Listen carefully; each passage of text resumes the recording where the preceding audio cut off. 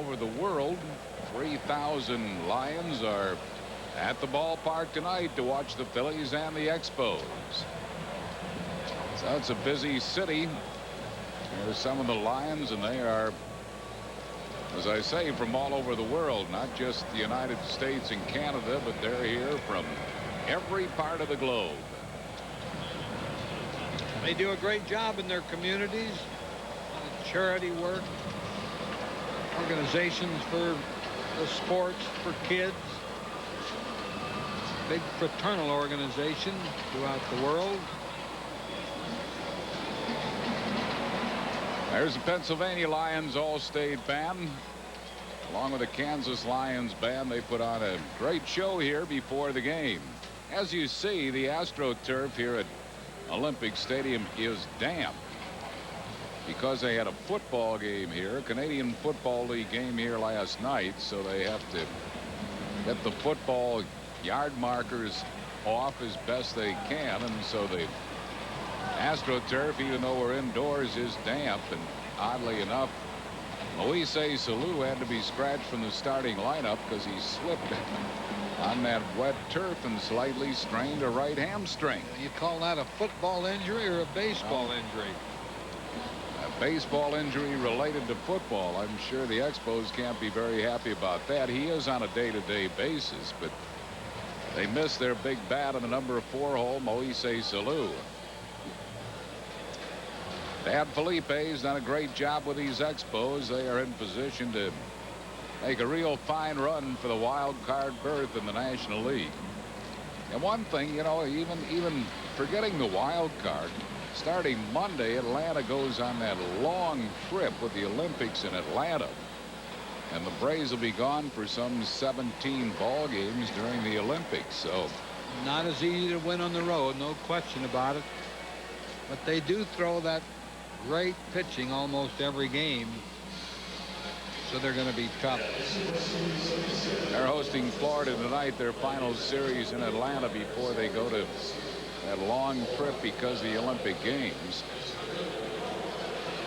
And the Phillies will be the first team in there after the Olympics.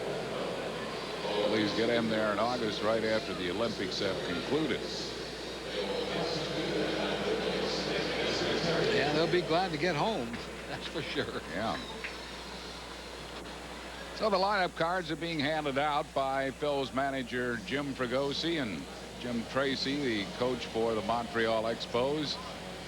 The umpiring crew, Bill Hahn will work the plate, Ed Rapuano at first base, Jerry Davis at second, and crew chief Terry Tate at third. Remember, Montreal had a long road trip like that when the roof fell in or something here on this stadium. And then Seattle had one when their roof dropped some rocks down and cement down. This roof does not open anymore. It used to open. It's sealed forever. Phillies are dead even with the Expos, having won 2 out of 3 here. Montreal beat the Phillies 2 out of 3 at Veterans Stadium. And this is the first of a 4-game series. Montreal Expos now taking the field. Behind their left-hander Jeff Fassero, who was the pitcher of the month for the month of June when he went 5-0. He struck out 11 Phillies in that last game we were talking about.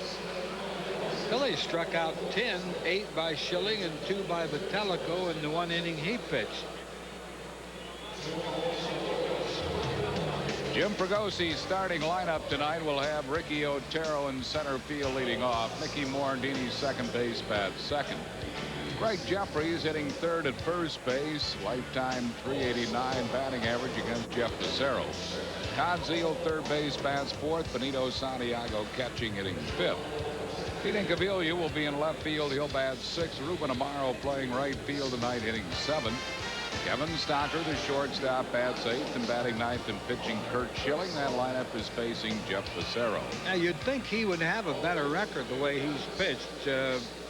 He is capable. I think the hitters did discover one thing.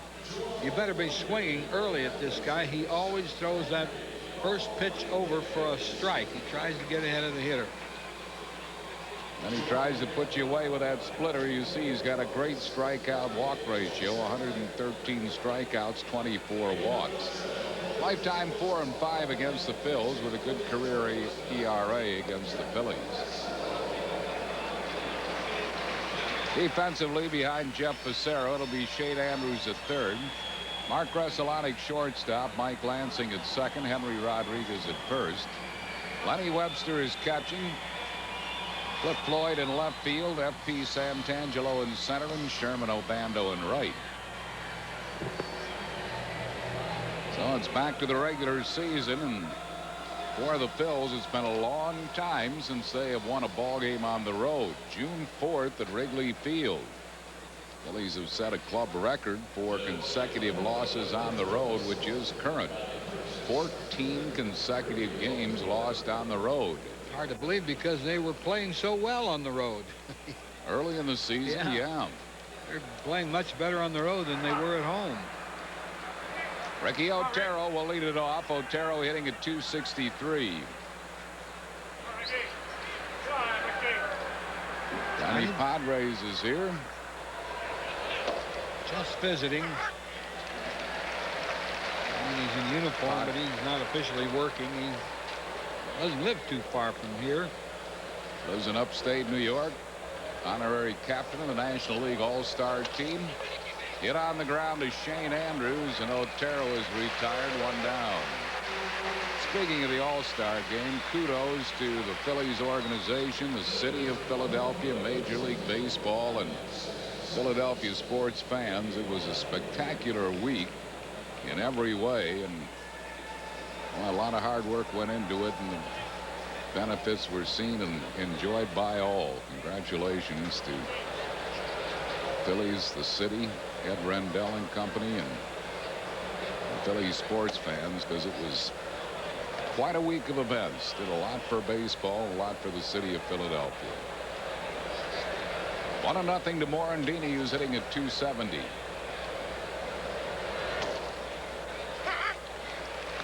One ball and one strike. A lot of that work was volunteer work too, yep. And they were the most gracious people, ladies and men both. Really did a tremendous job handling the week of festivities in the All-Star game itself. Did the city proud. 1-2 to Mickey Morandini with one out and no base runners. Bouncing the splitter up there, 2 balls and 2 strikes. Fassero's 33 years of age. Opponents hitting just .228 off him. That's 4th best in the league.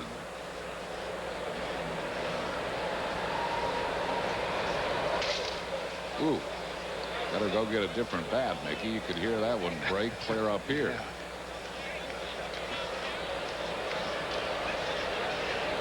Ball got in on him, and little skinny handle bats they use with a barrel, a bigger barrel. If you don't hit it solid, it's gone.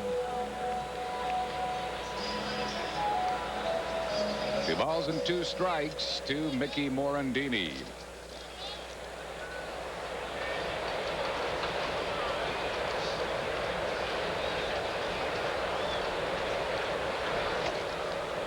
In tight to him, a full count.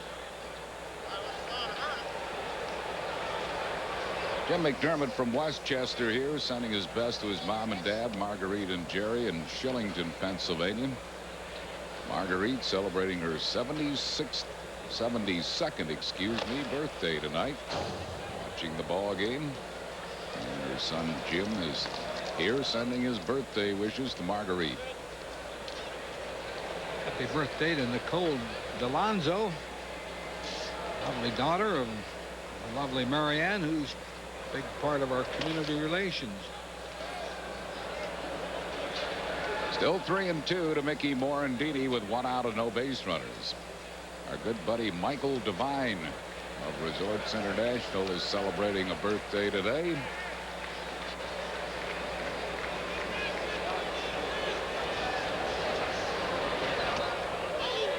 Ooh. Well, that was close. Where was that? Jeff Fassero wonders the same thing. Morandini's aboard with a walk. But here it is.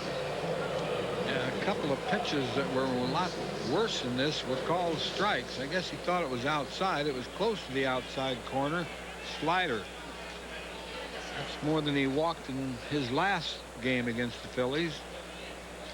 Fassero didn't walk anybody in that one. And here's Greg Jeffries hitting at .234.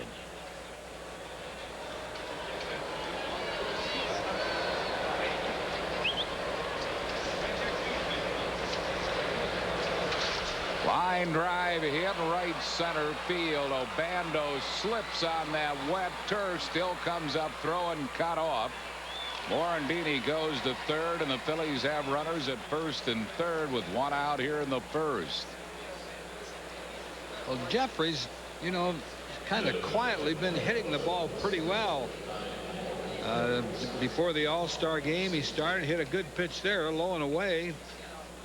Now watch Obando. That looks like that's dangerous. Yeah. When you can slip like that. You know, wet is wet, but AstroTurf has been wet. These fellas have played on wet AstroTurf.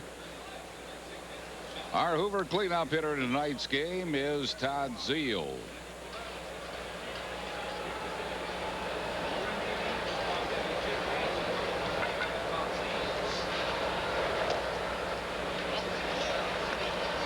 Zeile hitting at .262.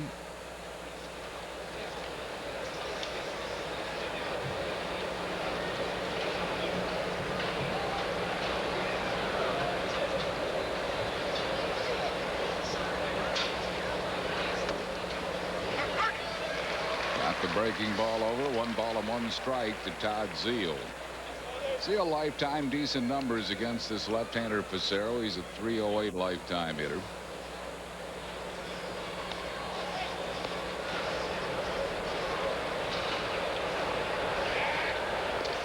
Jeffries drawing the throw.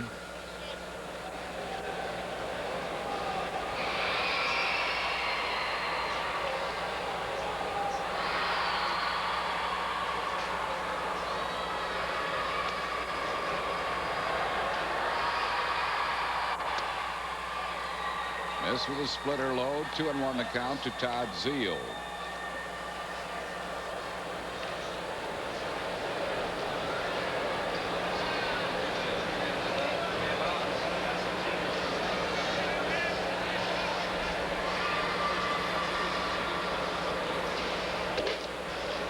Just missed with a fastball. 3 balls and a strike. So Zeile will look for a fastball to drive here.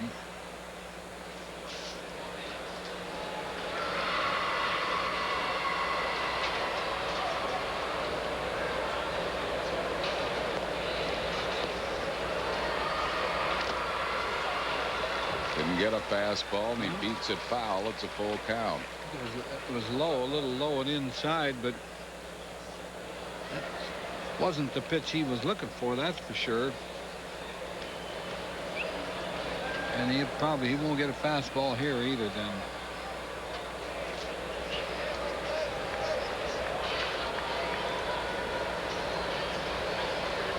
Jeffries takes off. It doesn't matter. It's inside, and he walked in, and the Phillies have the bases loaded.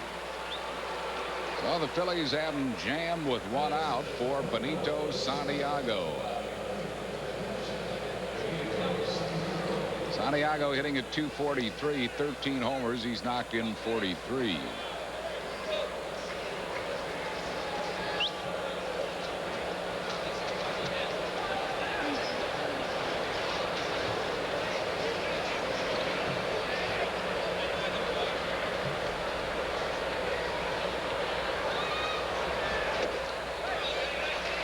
Missed the splitter.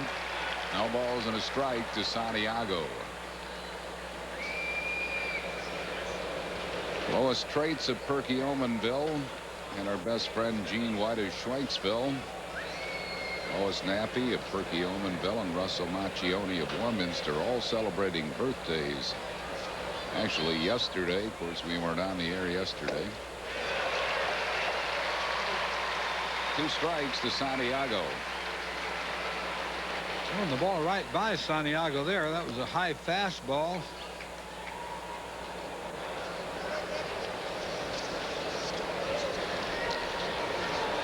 He was going to have to gear it up a little bit.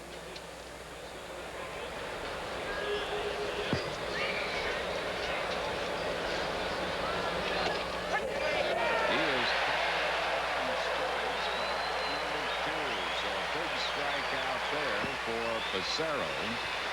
2 down here in the first. That was pretty close. Oh, that's a strike. Yep. Yeah, that's a strike. Brings on Pete Incavilius, hitting at .255. 14 homers. He's knocked in 37. Lifetime has not had all that much success against Fassero. He's 2 for 13.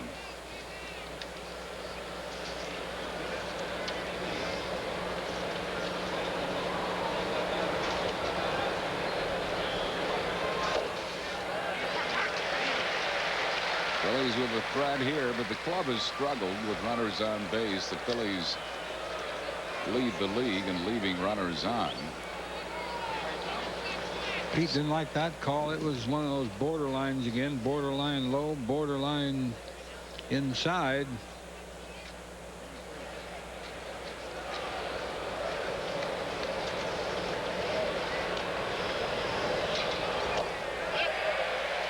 He committed at that low slider. He's in the hole. No balls and 2 strikes.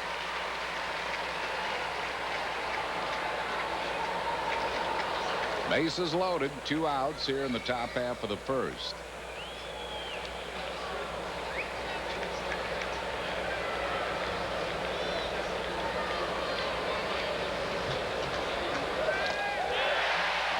Tip struck him out, and Fassero pitches out of a bases loaded 1-out jam. No runs, 1 hit, no errors. Phillies lead and loaded. After 1/2, Phil's nothing. Montreal coming to bat.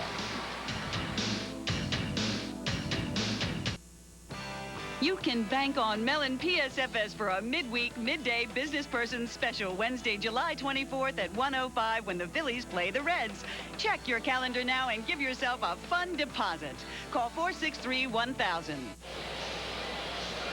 Bottom half of the first inning at Olympic Stadium. Felipe Alou starting lineup for Montreal. Mark Gresselanic, shortstop, leads off. Mike Lansing at second base, bats second. A .400 lifetime hitter against Schilling. Cliff Floyd in left field batting third. Sherman Obando, a late entry into the lineup when they had to scratch Moises Alou. He'll be in right field hitting fourth. Henry Rodriguez at first base, bats fifth. F.B. Santangelo in center field hitting sixth. Lenny Webster, the catcher, bats seventh. Shane Andrews at third base hitting eighth, and batting ninth and pitching Jeff Fassero. They're facing Curt Schilling. But Schilling, like Fassero's record, should be better the way he's pitched. Looks like Schilling might have some runs to work there in that first inning, which he didn't get the last time he pitched against Fassero. Schilling 6-5 lifetime against the Expos, a 3.39 ERA, and Gresselanic, the all-star shortstop, will lead it off. Eighth in the league in hitting, batting at .328. Got in that all-star game playing at third base. Played the last couple of innings at third base, did Gresselanic. Just turned 26 years of age. 3 balls and no strikes.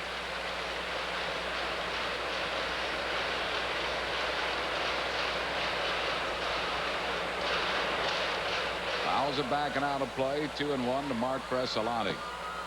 He's among the league leaders in runs scored. 66 runs scored, 7th in the league in that department. Third in the league in hits. He has 117 hits.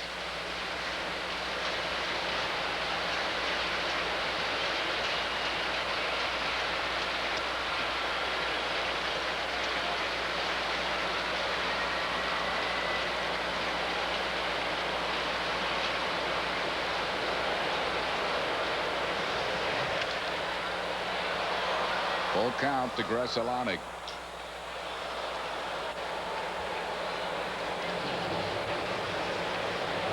There you see Lance Johnson, the Mets, the league leader in hits, followed by Dante Bichette and then Gresselanik. Also in the top 10 in hits is Mike Lansing.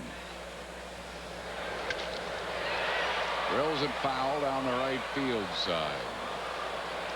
What a special birthday, Harry. This lady is 100 years old on July 8th. We were off then. Her name is Anna Bishop Powell of Ivy Land. She's been a huge fan for so many years.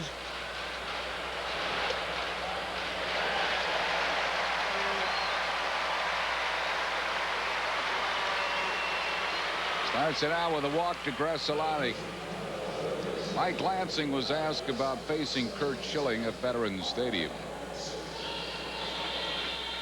His fastball the other night when we faced him a week or so ago was live, and I think he was throwing the ball very well. I had a good game the other night, and I think maybe give me a little bit more confidence going in tonight against him, because he is tough and throws the ball hard. He's got good movement and good placement on the ball. So you know, I hope I can be successful again tonight, but you never know. It's tough. Lansing had 3 doubles in that game at Veterans Stadium out of Montreal's 5 total hits. He leads the league in 2-base hits with 27. Overall hitting at .308, 8th in the league in hits with 106 of them.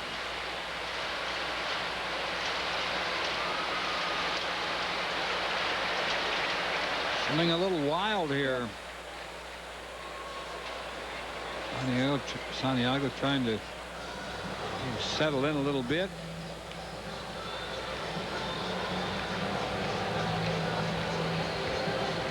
Opponents are hitting just .236 against Curt Schilling. That would be in the top 10 in the National League, but doesn't have enough innings pitched to qualify for that category.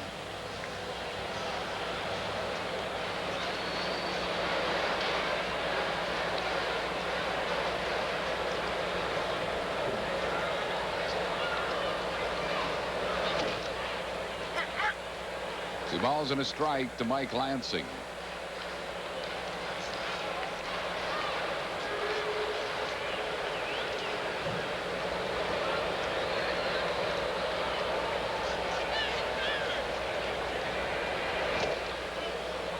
Missed the high fastball. 2-2 to Lansing.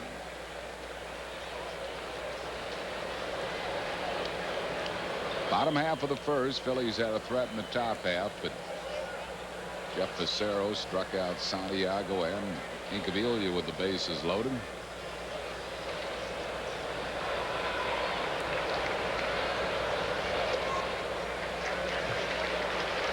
Both pitchers tossing a lot of pitches here in the first inning.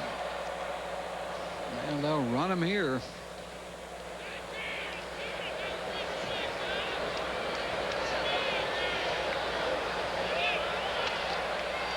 They do, and he fouls it off. Still 3-2 to Lansing. Let's pause for station identification on the Phillies television network.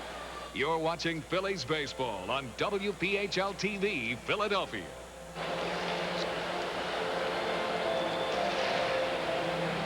Full count to Lansing with Gresselanik at first. Nobody out here in the bottom of the first.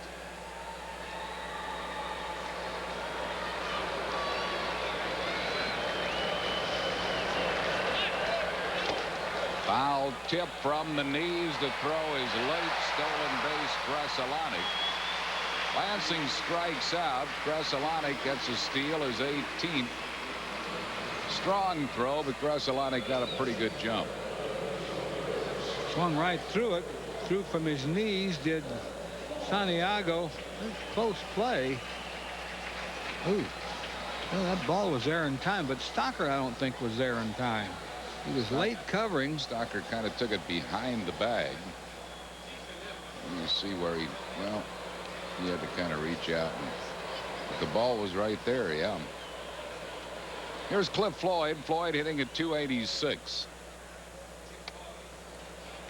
Missing with a breaking ball. 1 ball and no strikes. Floyd, a 23-year-old first-round draft pick in the '91 draft. 14th player selected in that draft.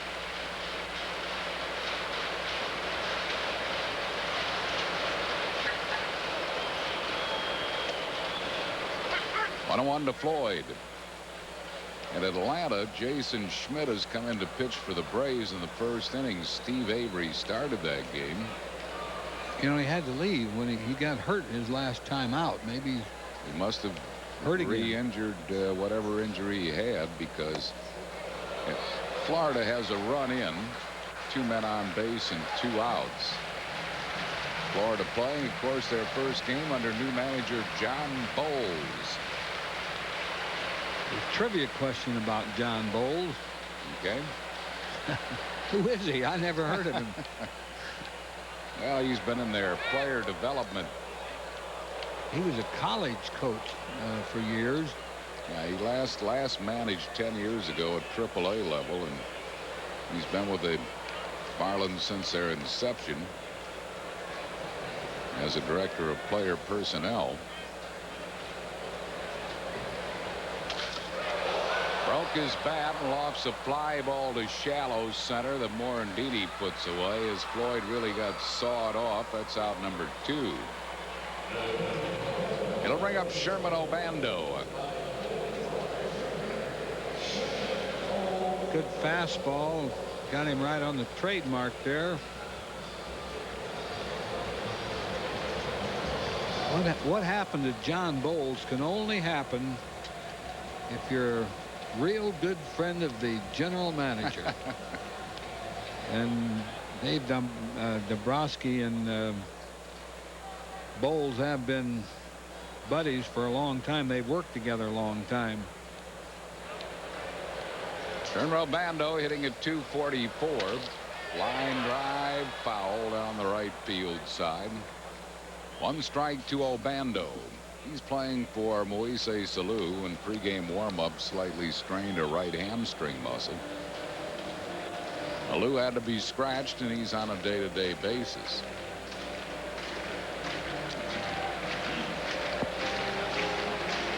Preselonic at second base with 2 outs here in the bottom of the first.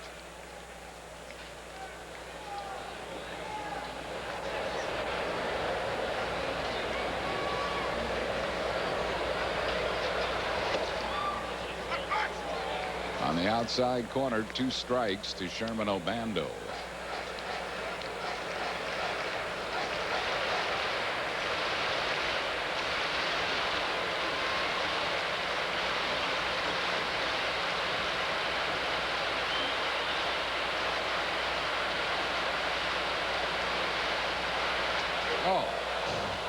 Hit Obando with a pitch. Didn't want to do that. He had him buried in the count. No balls and 2 strikes. And Obando is plunked by a pitch.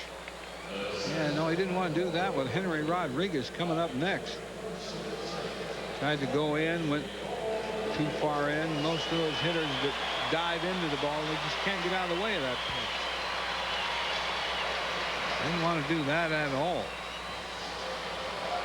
So here's Henry Rodriguez hitting at .279, tied for second in the league in homers, 25. 70 runs batted in, 5th in the league in that department.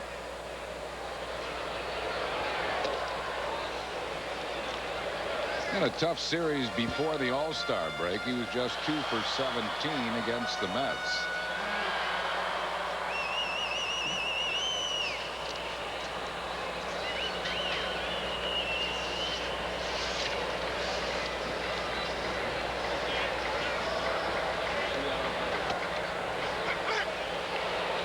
Thought that was outside. That was only outside 8-10 inches. He's now in the hole. No balls and 2 strikes. I think Schilling would go for that same area.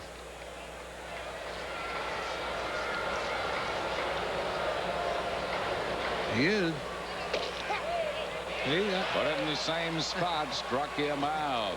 That'll be it for the Expos. No runs, no hits, no errors. They leave 2 after 1. It's a 0-0 game.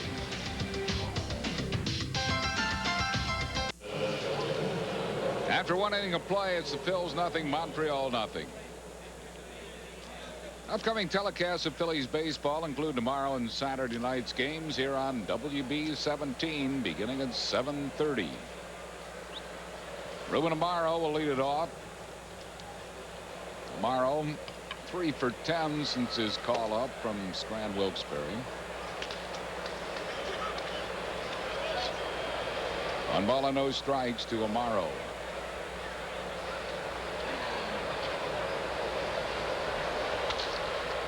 Hopped him up towards second base. Lansing behind the bag makes the play. 1 down.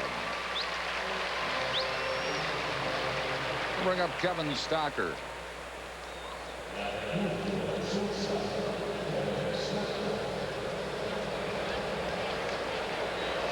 Stock hitting right at 200. Batting .278 right-handed.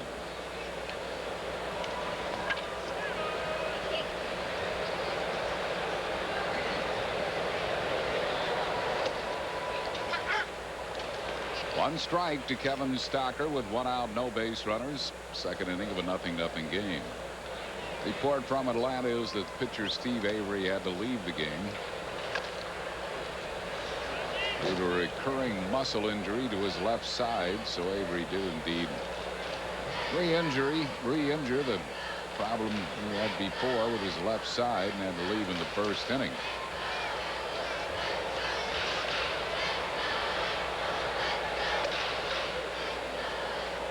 One ball and 2 strikes to Kevin Stocker.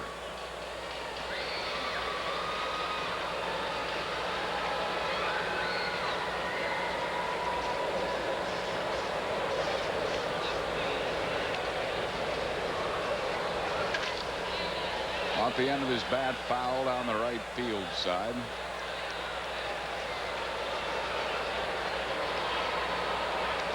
And the Emmett family here, season ticket holders at the ballpark. Gary, Marianne, Gillian, Ilana, Isaac. Another foul ball holds a 1-2 to Kevin Stocker with 1 out, no base runners.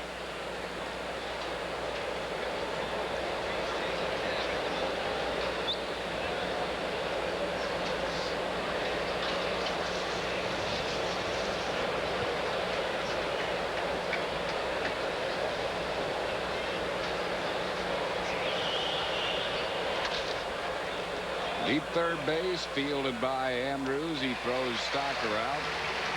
2 down, and that'll bring up Curt Schilling.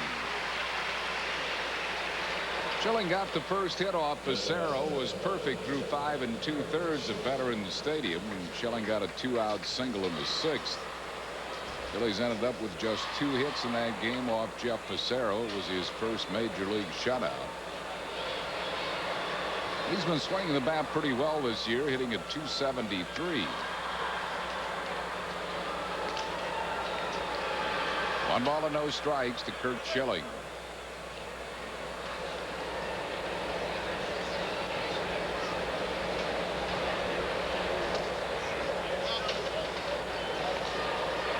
Two and nothing. If you're a pitcher and you're a good enough hitter that they go over you in the meetings when they have on hitters, then that's respect. Bounces it to Shane Andrews, and that'll be a 1-2-3 inning for Fassero. No runs, hits, errors, and none left. We move to the bottom of the second. It's 0-0.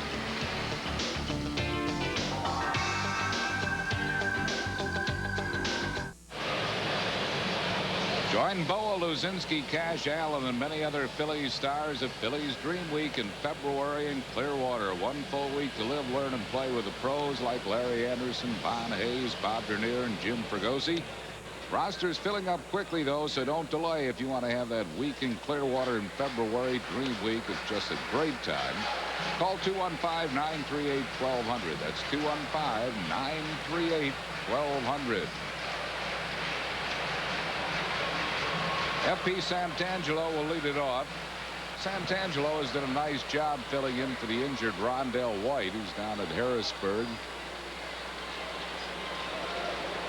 on a rehab assignment. Rondell White might be back by next week for Montreal. But Santangelo, meanwhile, hitting .270. Doing a good job of the outfield. He's a switch hitter. 1 ball and no strikes to Santangelo.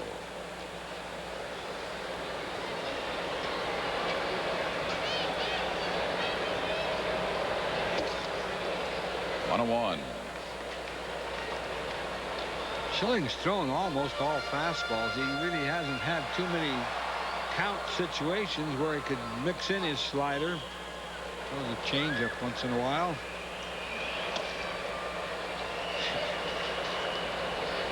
Two and 1 to Santangelo.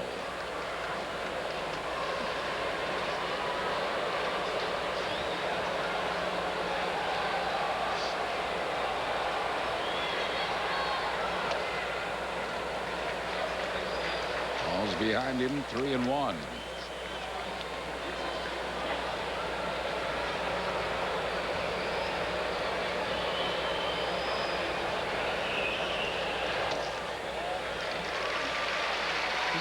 Where is that pitch? He's asking if it was down. Threw 3 of them there and didn't get one of them. Here's the pitch. There it is.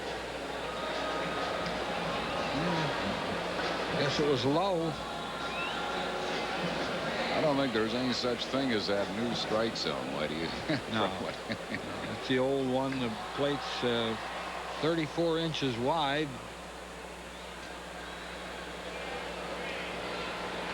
Lenny Webster batting at .231.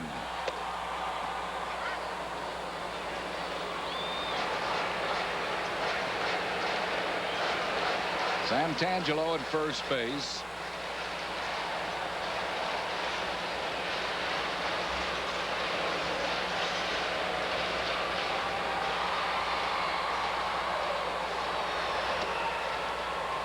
One ball and 1 strike to Lenny Webster.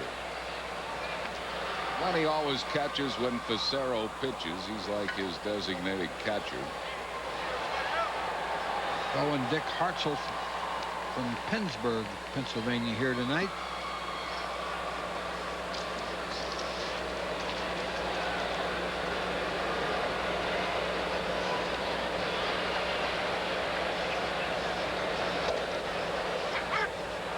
Got the slider over on the outside corner. 1 and 2.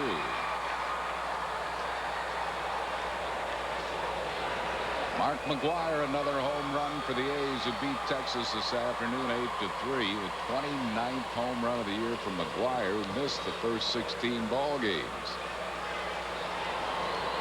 He put on some show in that home run derby at Veterans Stadium. Tapped softly to shortstop.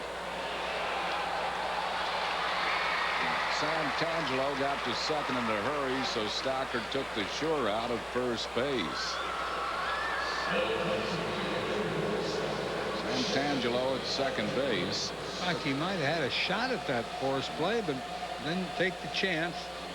He can see it better than anybody. There it is from another view. Didn't even offer there. Santangelo at second base with 1 out for Shane Andrews, who's hitting at .263. Got a cut at the fastball and fouled it back. 1 strike to Shane Andrews.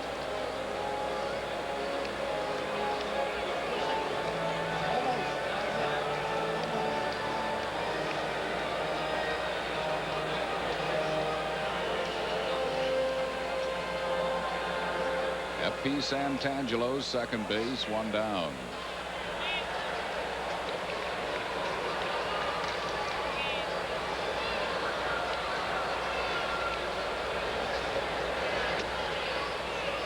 Missing with his breaking ball. 1 ball and 1 strike.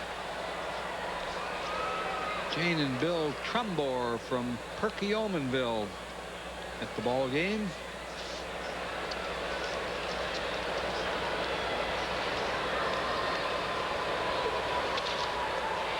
Fouled off the slider. And Schilling's in front of him. 1 ball and 2 strikes. Andrews has been a pretty good hitter with runners in scoring position. .328 with runners in scoring position.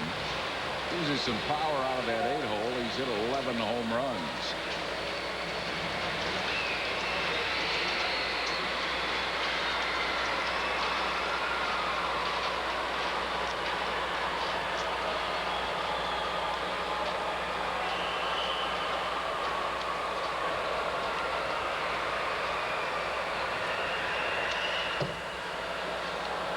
Fouls off the fastball.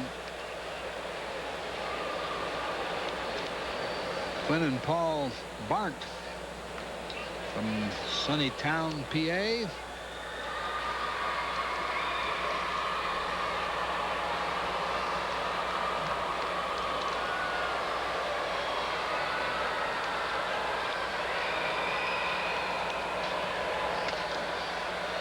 Just fouled on the first base side. Good play by the ball girl. Nice running backhand grab.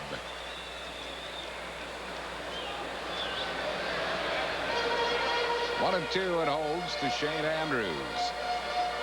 Nothing game. We're in the bottom of the second.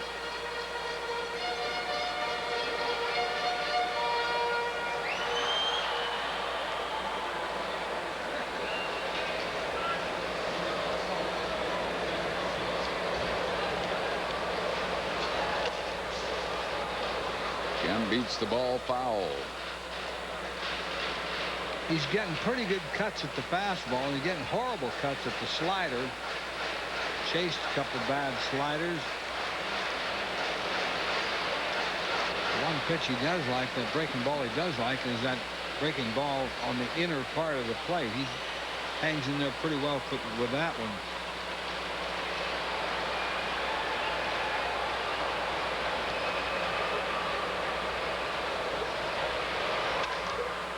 Just reached his bat out and launched the ball in the air to Ruben Amaro, makes the catch. That's two down, and that'll bring on Jeff Fassero, the pitcher. Fassero is hitting 125.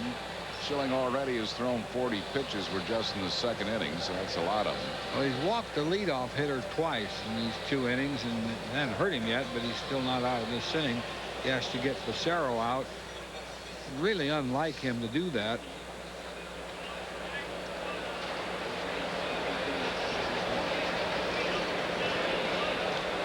Fassero, lifetime an 080 hitter, hitting 125 this year. One strike to him. We're televising this whole series for you here on WB 17. Tomorrow night, Terry Mulholland against Pedro Martinez. Saturday night, Michael Mims and Raul Cormier, and Sunday, Mike Williams against Duguette Urbina. 2 strikes to Jeff Fassero.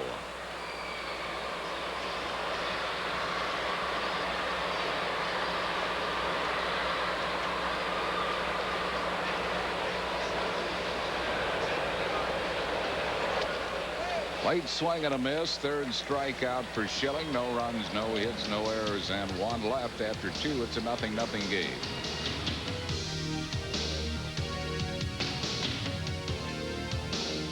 The Phillies and Expos battle tomorrow at 7:30 on WB 17.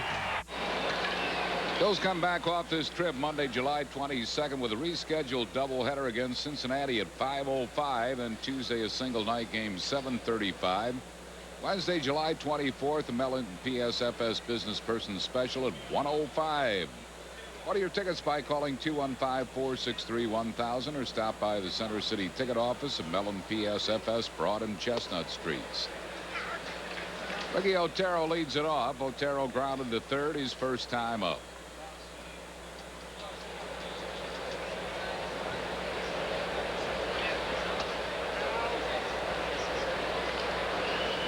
Making that bunt. Andrews, the third baseman, really in close to him. He's going to have a hard time dropping one down that way. 1-2 to Ricky Otero.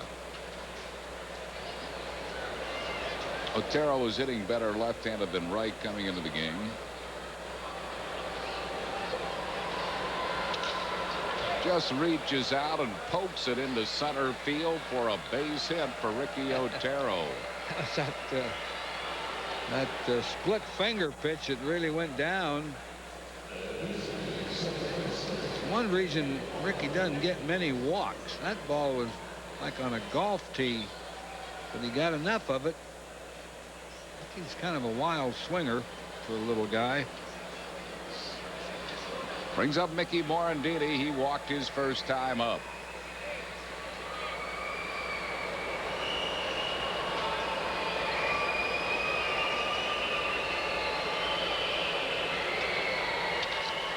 Hard ground ball. They get the 3. Nope, they don't get the double play because Grusolonic made a bad return throw to Rodriguez. They should have gotten the double play the hard way, but didn't. Morandini's safe at first on a fielder's choice. It looked like a double play. You're right, and he wasn't really hindered by the base runner. Otero throw off easily, but pulled Rodriguez off the bag. So Morandini at first on a fielder's choice with 1 out. It'll bring up Greg Jeffries. He singled his first time up.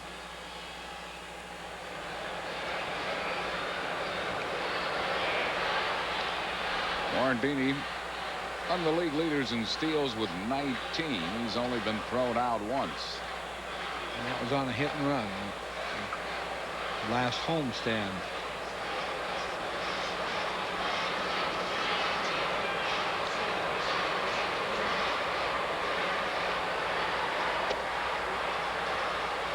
One ball and no strikes to Greg Jeffries. 0-0 game. We're in the 3rd inning.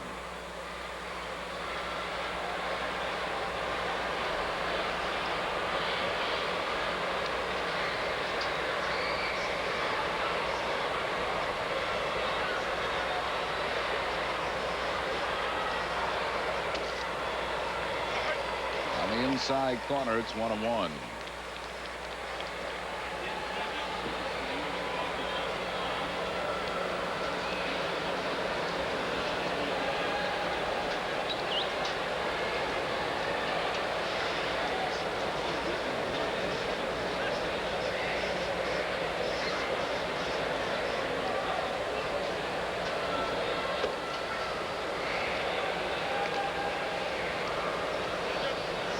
Balls and a strike to Greg Jeffries. Looks like he's really trying to work Jeffries inside. Jeffries got to hit his first time up on a pitch on the outside corner.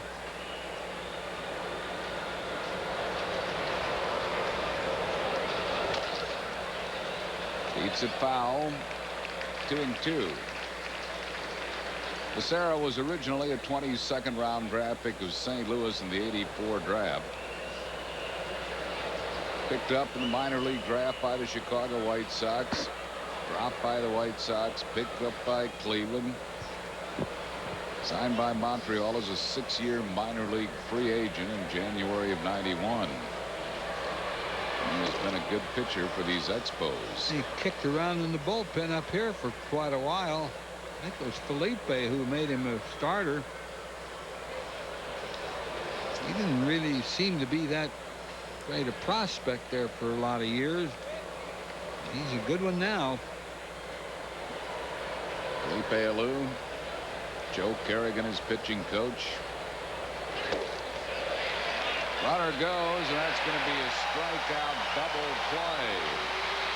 Jeffries goes down swinging into a double play as Morandini is easily thrown out. No runs, a hit. No errors and none left. We go to the bottom of the 3rd. It's 0-0.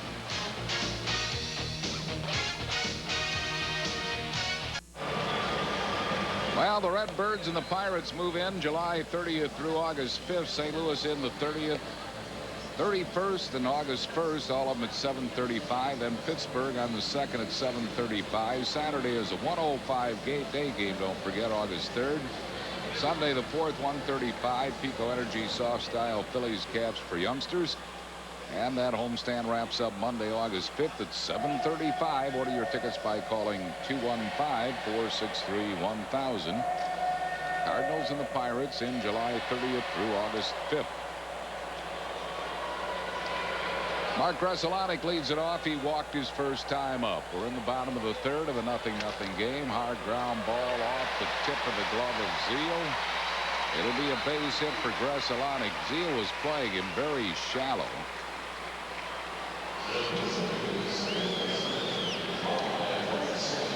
Oh, hit sharply. Yeah, Zeal was shallow, and he just couldn't get enough glove on it. That'll bring up Mike Lansing. Lansing struck out his first time up. Third inning in a row that the Expos had their leadoff runner on. Foul tip, 1 strike to Lansing.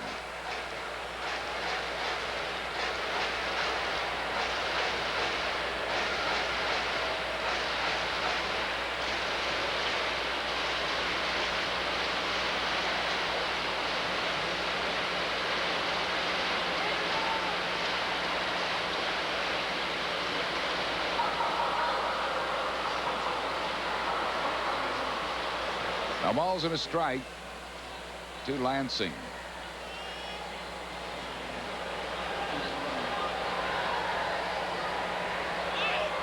Runner goes. Santiago throws. It'll be late. Second steal of the night for Gresselanek. His 19th stolen base of the year. He had a good jump. Great jump. Santiago's throw wasn't that bad. It was a little high, but didn't have a chance to get him. So Gresselanek now at second base with nobody out. 0-2 the count to Lansing.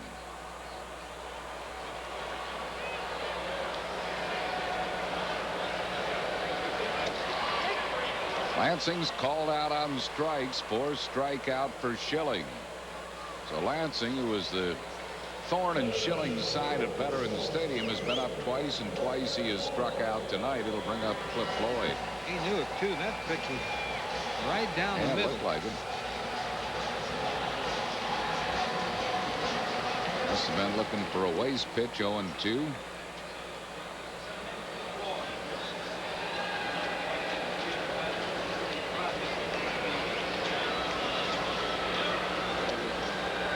Messing with a breaking ball. 1 ball and no strikes to Cliff Floyd.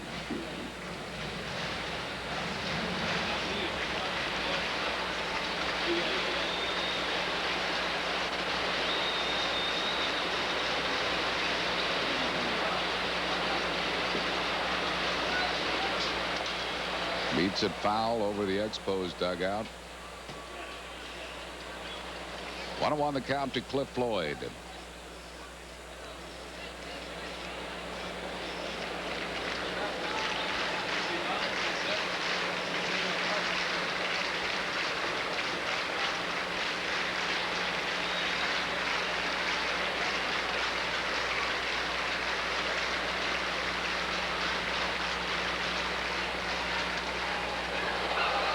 Fouls that one out of play. 1-2.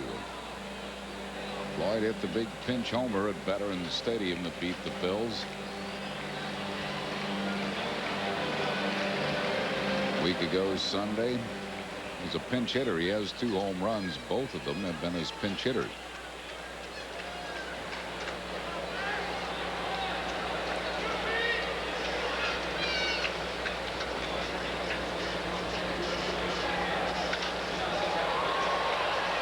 Foul out of play.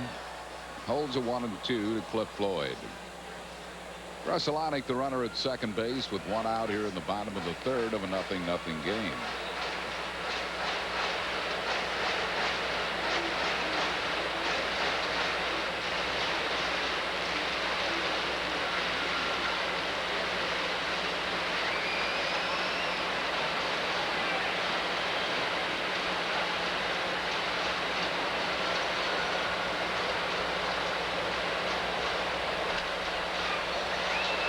Another foul ball. Keeps hammering away at that high fastball. A hard pitch to hit, as hard as Schilling throws it up there, but keeps going after it.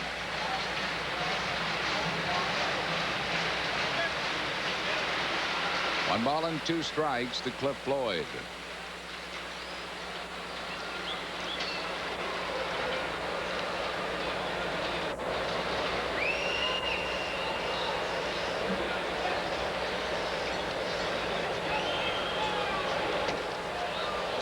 Missing. It's 2-2.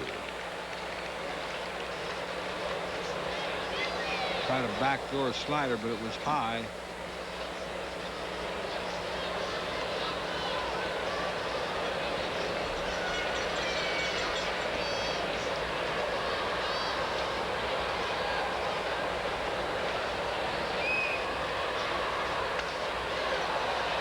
Fouls off another one. He jammed in, but he fouls it back. He stays alive at 2-2.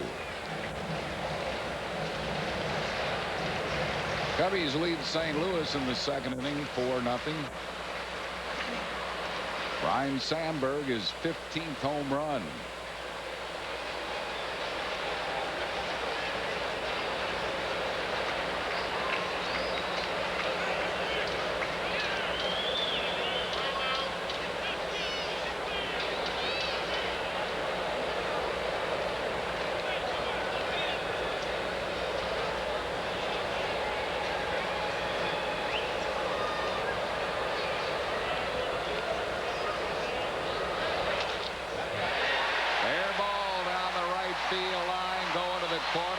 Solano's going to score. Floyd is going to head for third. No throw. A triple for Cliff Floyd. Montreal takes a 1-0 lead. A 3-base hit by Floyd. Doing that slider, and he got it in. Boy, he really ripped it. I guess you'd say that not a good location. See it right down there on the inside part of the plate, and he really ripped it into that right field corner. Now the infield is going to come in. Infield comes up with Sherman Obando, the batter. Floyd at third base and 1 out.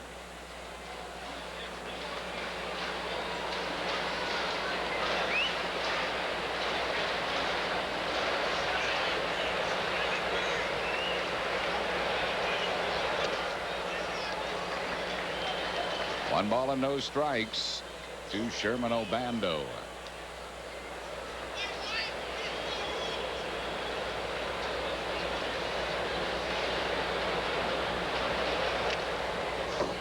Fouls it back, 1-1.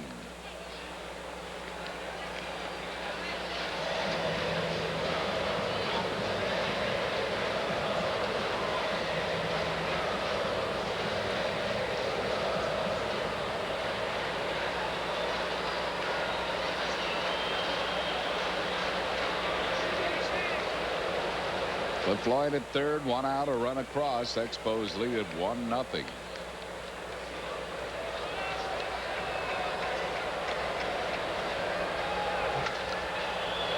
How's that one out of play? Birthday wishes to Heather Ashley Kim, celebrating with her Aunt Alice, watching the ball game back in Philadelphia. 1 ball and 2 strikes to Sherman Obando.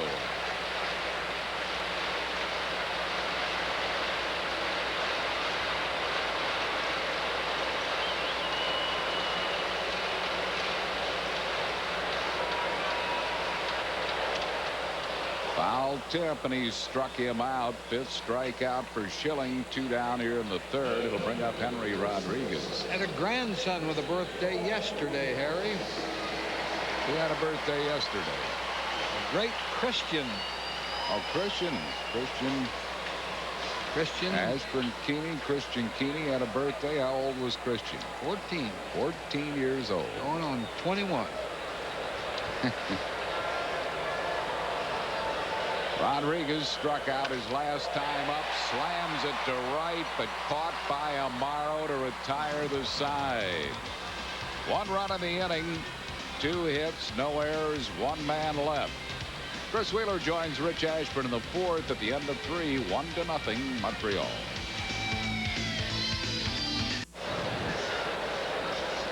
Twilight doubleheader coming up at the ballpark Monday, July 22nd, a 5:05 start against Cincinnati. It's a rescheduled Twilighter because of a rain out. 2 games for the price of 1. Call 463-1000 at the stadium office. A lot of baseball fun in one night and some fun between games. That's July 22nd, a Twilighter against Cincinnati. Zeal 0-2. Todd Zeal, Benito Santiago, and Pete Incaviglia. Phillies behind 1-0. Zeal walked his first time up. 1-2 the count. Both these pitchers throwing well. That took a single and a triple to score off Schilling, and the Phillies haven't scored off Fassero.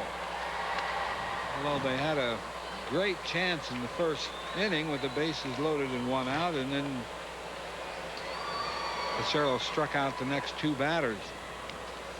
Yeah, and Fassero's the kind of guy, you know, a veteran pitcher like Fassero, you get a shot at him in the first inning. He hated to see that go to waste. Right at Lansing. Veal is out. 1 down here in the 4th. Send get well wishes along to Teresa Valerio, recovering from knee surgery. She's the wife of Tony Valerio. He is a 25-year veteran in security. Worked the third base dugout at the vet for a long time. So hope Teresa feels better real soon. Santiago struck out in the first inning. 0 for 1. He's had 1 hit. That was Jeffrey's first inning hit.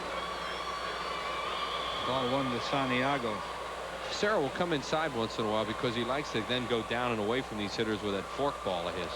He also has a pretty good slider he can bust in, but basically fastball, fork ball, very successful with that. Little low. 2-0 the count.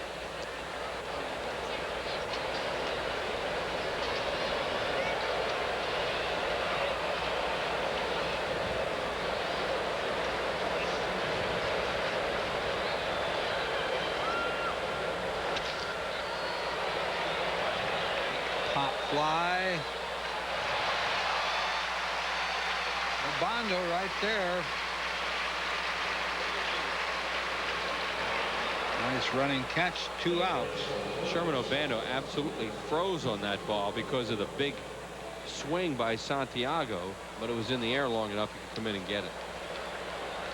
This copyrighted telecast presented by the authority of the Phillies and may not be reproduced or retransmitted without the express written consent of the Phillies and WPHL TV.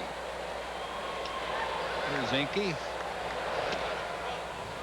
Struck out his first time up.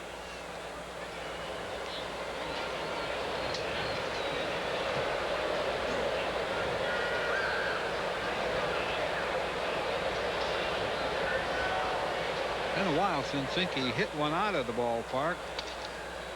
Fouled away.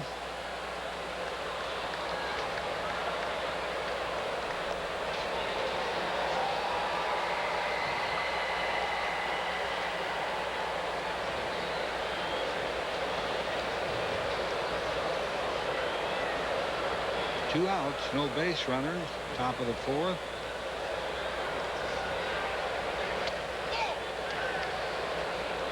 Two and 1.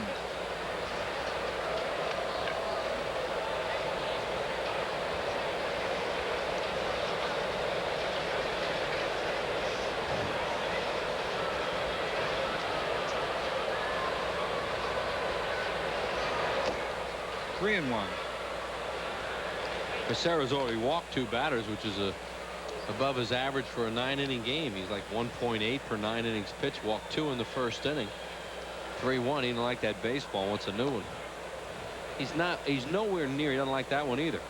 He's nowhere near as sharp as he was in the game at the vet. But you know, he's one of those veteran pitchers that can get by without his best stuff and then maybe find it as the game goes along, because he's become one of the better pitchers in the league. Good fastball. He really has a better fastball than I think he's given credit for. And there it is right there. Full count to Incaviglia. Yeah, and then his strikeout pitch is a forkball. Incaviglia has had a little trouble with some of the pitches tonight. He didn't like that call as he takes a little walk.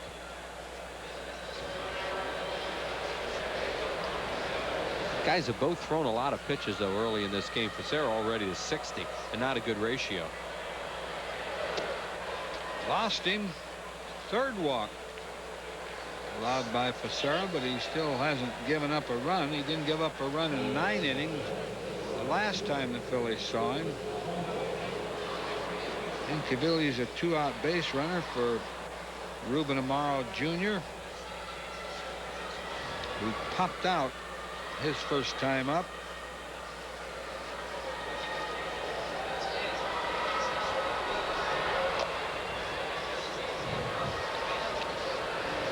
Strike on Amaro.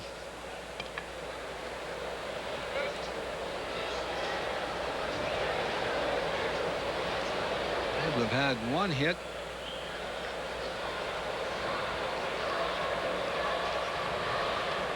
Expos 2.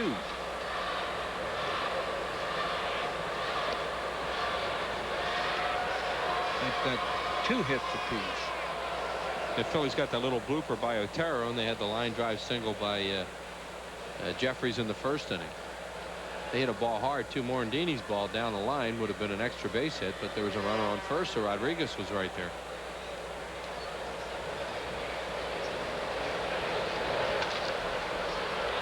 Fouled away.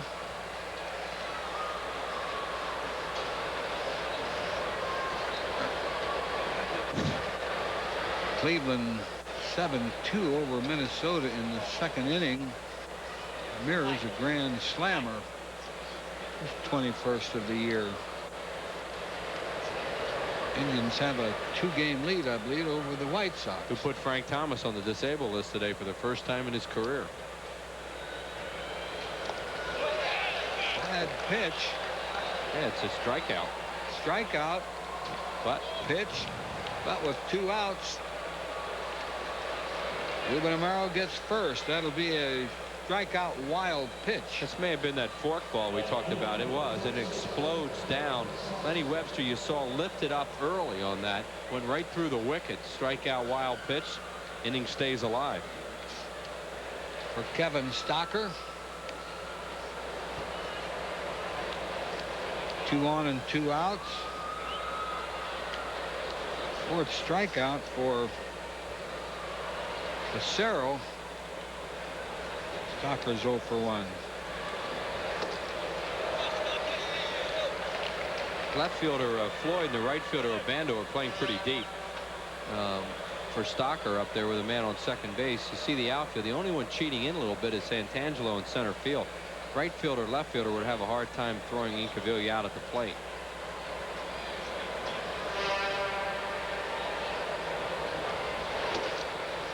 Inside.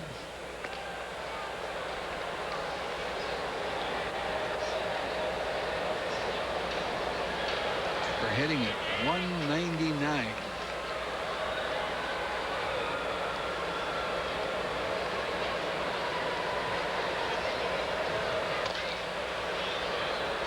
Foul ball.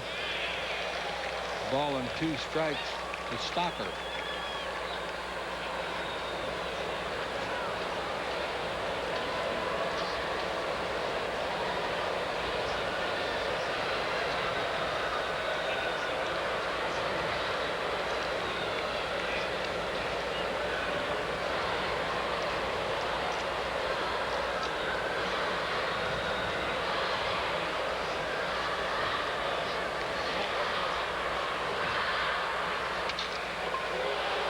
Left field.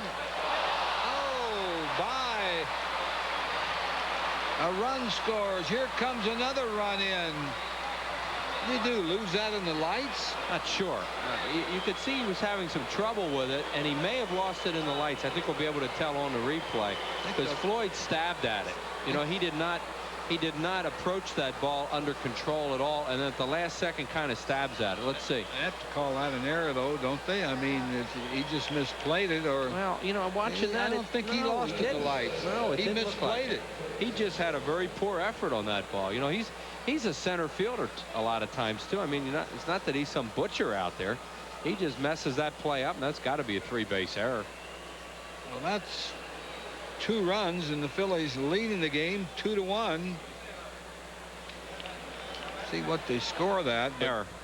It's an error on the left fielder. 2 runs unearned. And here's Schilling with a strike. Yeah, that ball has to be caught.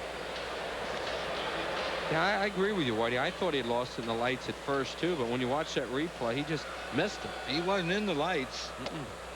Strike 2 to Schilling, who grounded out his first time up. Stocker's on third, 2 outs. Phillies had a walk, a strikeout, wild pitch, and an error here, taking a 2-1 lead. Well, they hadn't scored any runs off Fassero, and it took all this mess for them to get 2 off him, but they'll take it. A strikeout to retire the side, but 2 runs on no hits, 1 very costly error, and 1 man left on base. Expos bat in the 4th. Phillies lead 2-1.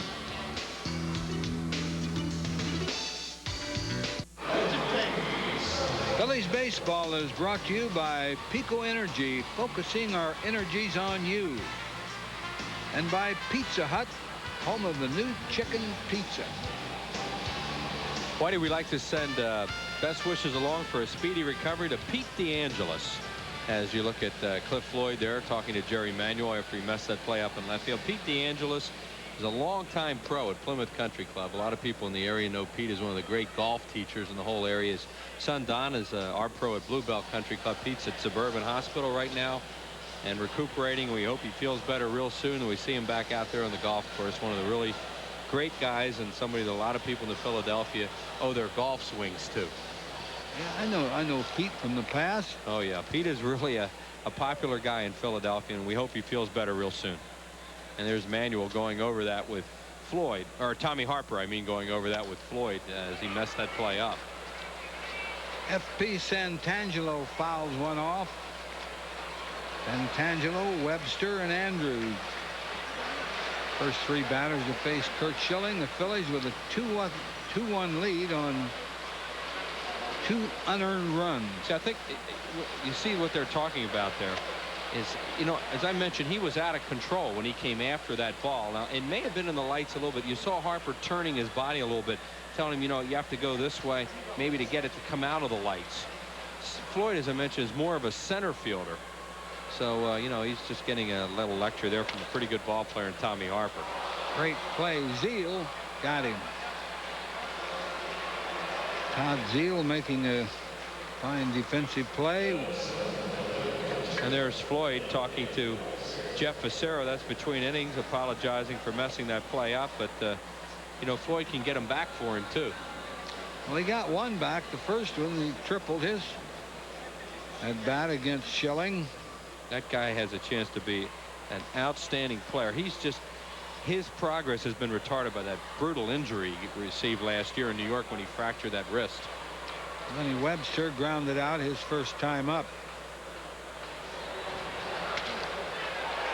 Ooh, Morandini. Nice play. Lenny Webster thrown out.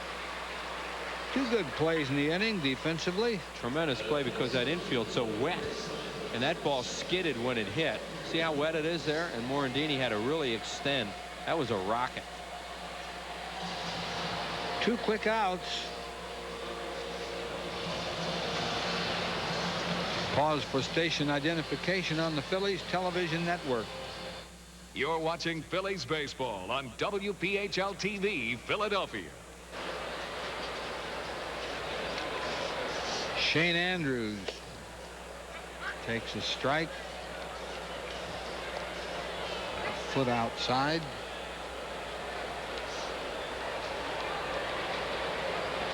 Why not go out there again? There goes the catcher. It's too high. 1-1 to count.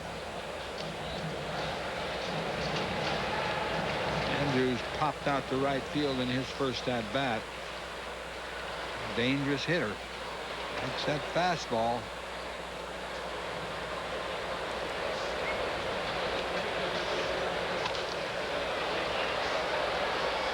Fouled away. He's a heck of a hitter to hit 8. 11 homers and 39 runs batted, and a lot of it out of this 8-hole. And has really improved as a third baseman. The Expos have one of the best defensive infields in the league now, especially when Segui's over at first base.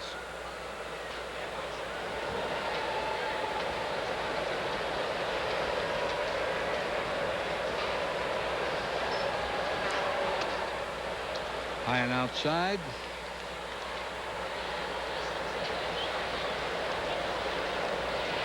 In the bottom of the 4th. Phillies leading 2-1. 2 outs and nobody on.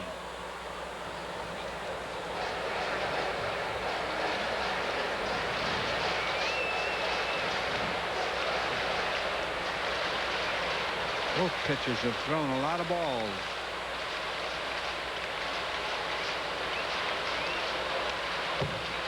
Well, one thing about it is the Phillies bullpen at least is rested, and they needed that desperately after that last homestand because Fergosi had to use them a lot. Starters didn't give them any innings there near the end of the homestand. There's a look at a lot of the relievers down there at the end of the dugout, which serves the bull. Now Bottalico right there, he could be a little bit tired. Jammed him, easy play. Morandini, that'll retire the side as the Expos go in order after 4 full innings. Phillies 2, Montreal 1.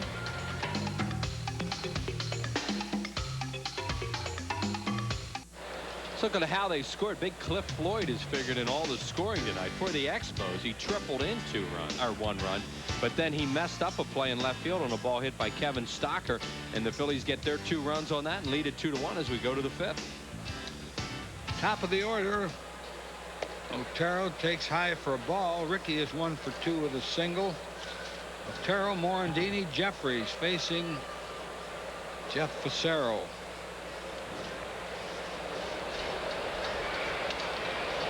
Foul back. I have another get well wish tonight. John Vukovich has informed me that Ruley Carpenter had rotator cuff surgery on his right shoulder. Probably reaching for his billfold. Well, yeah, and hooked it, and it was kind of heavy. There's a bunt, and it looks like a good one. Oh, they got safe. It pulled him off the bag. They would have had him with a good throw. That's a tough scoring decision. Got to give him a hit. Well, got to give him a hit. As you said, Andrews got on this fast, and it was a bunted hard. And I agree, they got to give him, they probably have to give him a hit, but still, that's a tough ball to take away from the pitcher because he was there in plenty of time to throw him out. But, you know, he had to throw across his body and all that stuff, so we'll see. Well, he's on. Don't know how they scored it yet. Scored it a hit.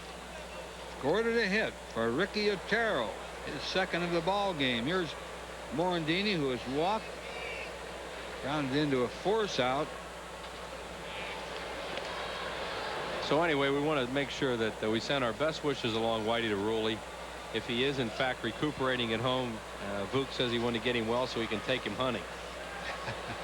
That's Ruley take Vuk hunting. As you can imagine, there's America's guest right there.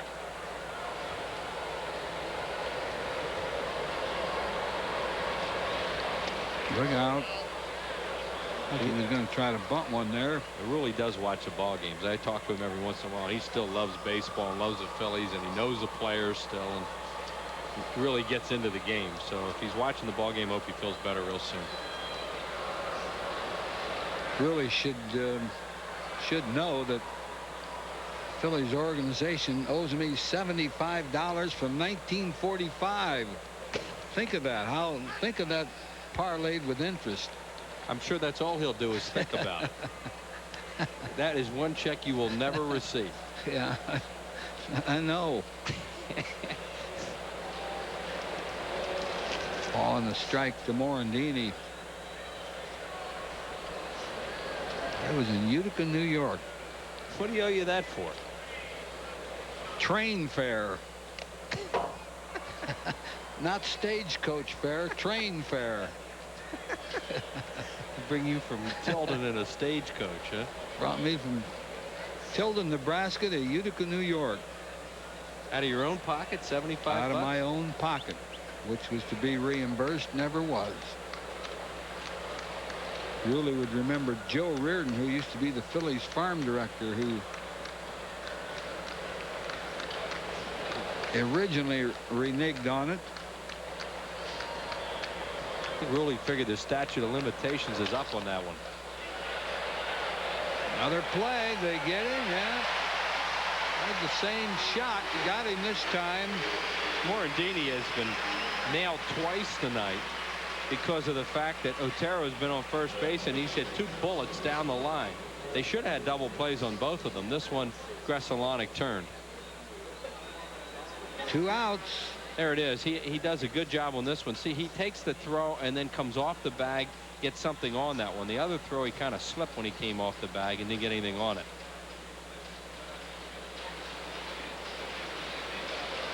Here's Jeffries. See Henry Rodriguez, they're teasing him from the dugout. Both those balls. See, Henry's been playing the outfield. And now they've got him over playing first base. He's been playing the outfield because Seguy's so good down there, but Seguy's on the disabled list. Jeffries has a hit in 2 times at bat.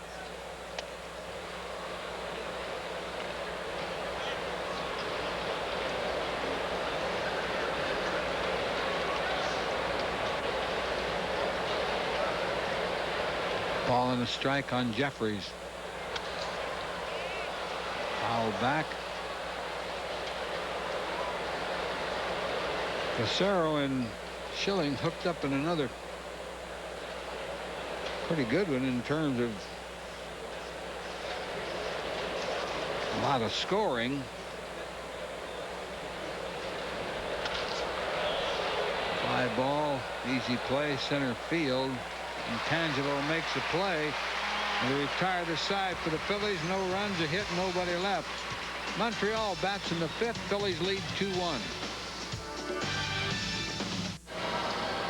Jim Bunning Tribute Night, Friday, August 9th, 7:35 start against Houston. A special night to honor the Phillies' latest addition to the Baseball Hall of Fame. A pregame ceremony will celebrate Jim Bunning's becoming a Hall of Famer, plus all fans will receive a beautiful keepsake to remember the night and Jim's career.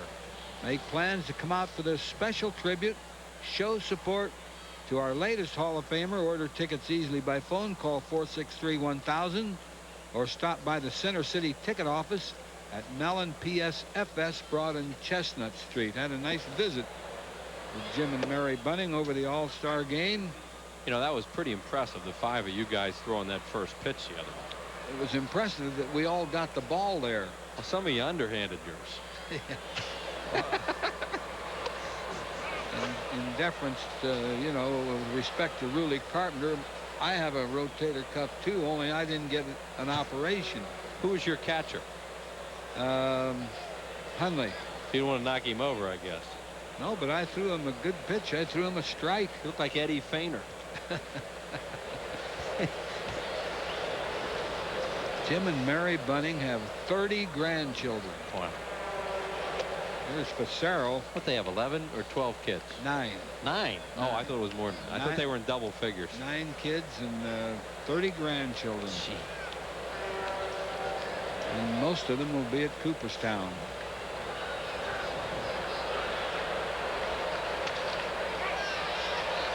Well, that's a great feeling to see 5 living Hall of Famers at one time stand out there and throw out that first ball. I want to tell you something. That made all of us feel pretty proud. And all representing the Phillies, which was nice. Mike Schmidt looks so good, it's unbelievable. He looks like he can play now. So does Carlton.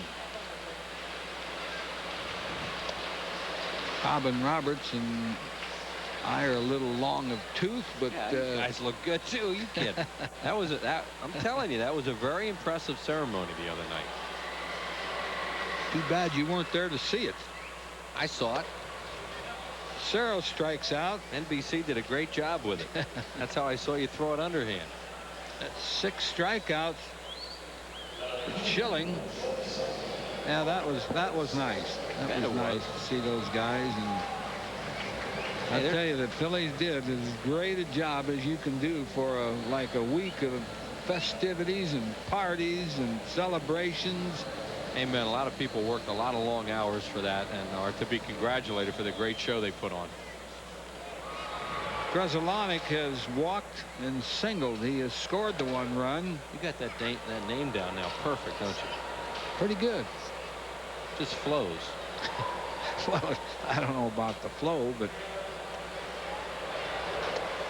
did he swing? Yes, he did.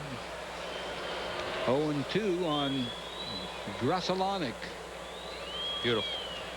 Still think it ought to be Grzelonsky, but it isn't. There's no ski in his name. I know. I know. I had one in there for a while.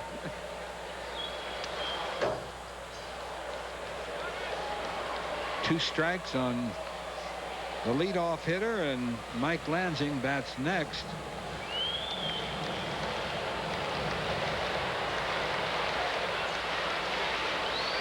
Thessalonic really hadn't hurt the Phillies that much this year. Hurt him with a walk and a single and a run scored and 2 stolen bases tonight. Ooh, that ought to be it. Strike 3. Strikeout number 7. Schilling's really started to pick it up, and his location so much better than it was. He was wild high in the first inning, but he's had a lot of starts this year where he has trouble getting loose early on, and he has good stuff now. Ike Lansing been up twice, struck out twice. He's a guy that really hurt Schilling in Philadelphia with 3 doubles. And he struck him out twice tonight. Lansing tried to hit a couple balls to the right side his first 2 times up because he had Gressalonik on both times, and he just did not execute and wound up striking out. This time he just go back to hacking. Strike 1 on Lansing. Strike 2. Well, he told us before the game, and I think he used that clip early on, that he thinks Schilling has one of the better running fastballs in the league from the right side.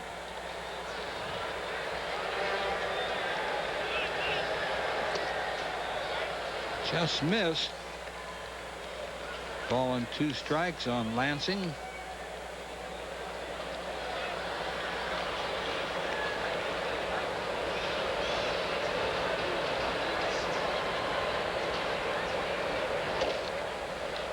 Missed outside.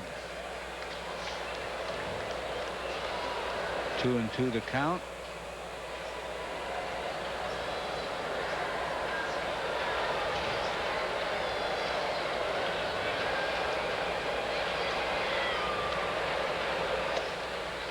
Inside, full count. Well, you'd think you give him a fastball to hit here because Floyd has hurt Schilling tonight. We'll see what happens. He doesn't want to let Lansing get on base necessarily, face Floyd. False start on that windup.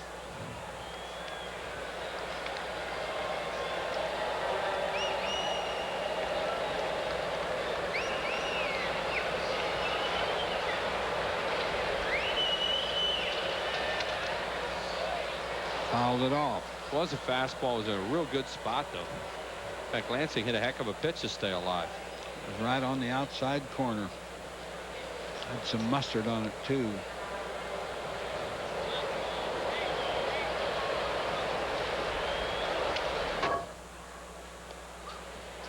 Fouls another one off. A little high with that pitch, probably, but too close to take. Right, but Schilling is in a good spot with it. I mean, Lansing knows he's going to get a fastball. Schilling almost feels he has to throw one, but he's not throwing it in the middle of the plate. You know, he's getting it out in an area where he's less likely to get hurt.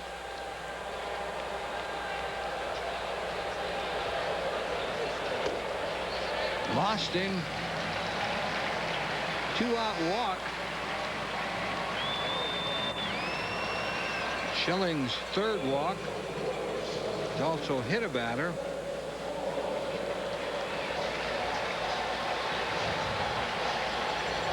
Floyd will get to the plate. He is 1 for 2 with a triple and a run batted in. He also gave the Phillies 2 runs on a costly error with 2 runners on.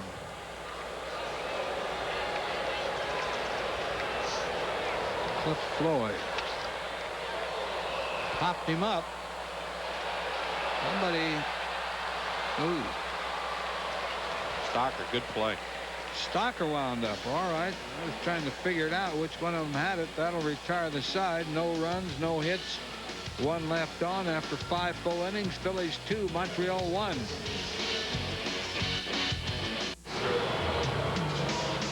Well, once again, both these starters are in. Fassero and Schilling pitched well last time. They are both struggling a little bit here tonight, but both are hanging in there. And there you see what's going on. 2 unearned runs off Fassero. Not many hits in the game. Both of them pretty good with strikeouts. An unusual amount of walks for both pitchers. And Schilling also has a hit batter. At this point, 80 pitches for Fassero, 87 for Schilling. That's a lot of pitches through 5 innings. Todd Zeile leads it off. Strike one on Zeal, who has walked and grounded out. Zeal, Santiago, and Cavilla. First three batters.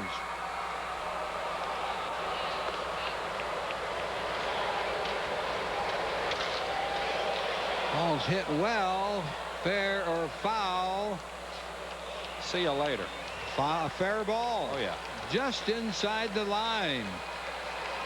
Todd Zeal, a leadoff home run, his 14th of the year and his 50th run batted in, and the Phillies lead it 3-1. Remember the last time we were here on the 18th of April, Todd Zeal hit 2 home runs in a game, one off Dyer, one off Rojas, and one of them a 3-run home run in the 9th inning. So Todd Zeal now with 3 home runs here in this ballpark.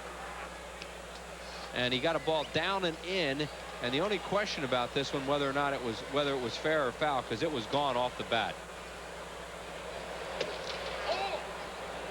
Here's Santiago. There it is, and it's way fair as it turns out. I mean, it started to hook a little bit, but it's fair by plenty down the line. He's lead 3-1. Ball and a strike to Santiago, who has struck out and flied out. Todd Zeal has done his job this year. You know, as you mentioned, Whitey, 50 runs batted in, 14 home runs. He is on a pace for exactly what you thought you would get out of him. 20 home runs and, you know, maybe 80, 90 runs batted in. 2-1 the count.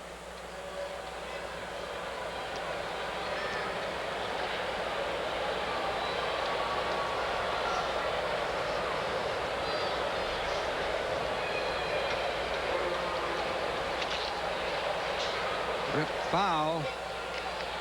And that young lady can field. In fact, both those foul girls, pretty good leather. Yeah, the girls that are the ball girls are usually pretty good athletes.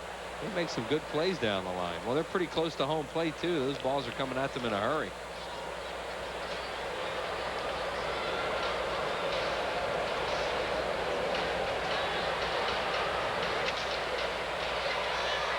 Up in the air. Almost hit the roof. Into the crowd. Foul ball. Hit those speakers here in the roof in foul territory, especially. And that one almost hit the roof. There's the configuration of the big O with the permanent dome on it now, and that circular roof going around, and you will see balls once in a while hit all the way up there. Count holds at 2-2. And the speakers hanging down. Full count. Nobody out.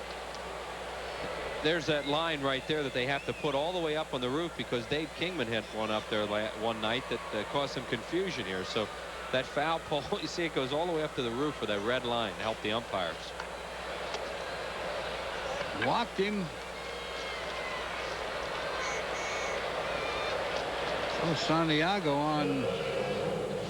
Now here's a heck of a play by Stocker, especially with Incaviglia charging. And the shortstop has to make this play because Incaviglia was not going to get there. And you know, you see Stocker there. It almost came out of the glove. But Kevin Stocker, since he's come back from AAA, is really moving around well. We were talking about that last night, waiting for the bus. And he feels real good out there, and his mobility is excellent. And that was his play and his play alone, and he saved the Phillies some trouble. That's the third walk by Fassero. Here's Incaviglia, who struck out, walked, and scored a run. Right side. Nobody reach it. Oh, yeah. Nice play. And Mike Lansing.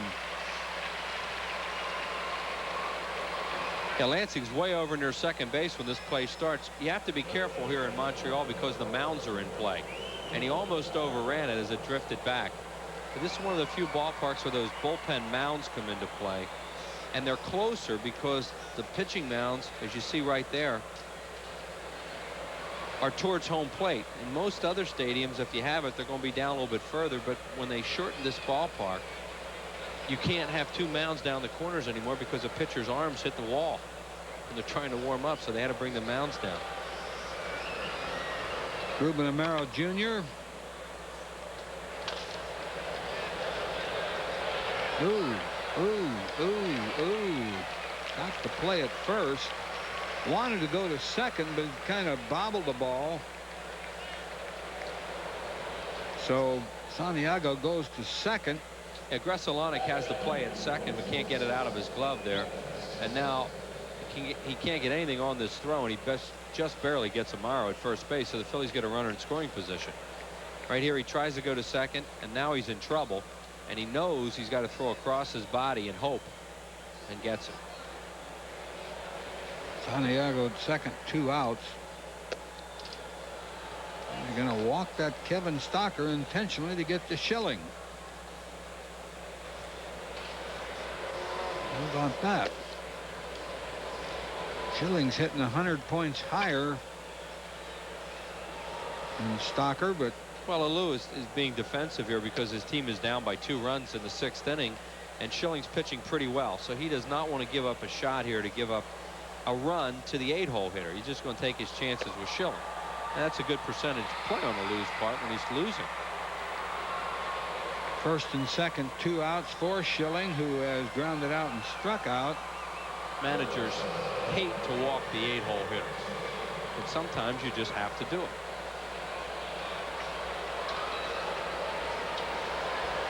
Fourth walk. Fassero. Schilling has a chance to help himself.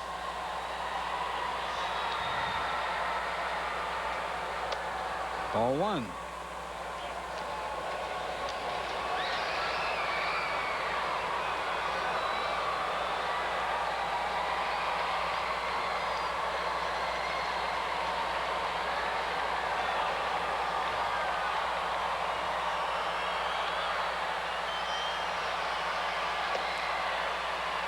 One and one the count.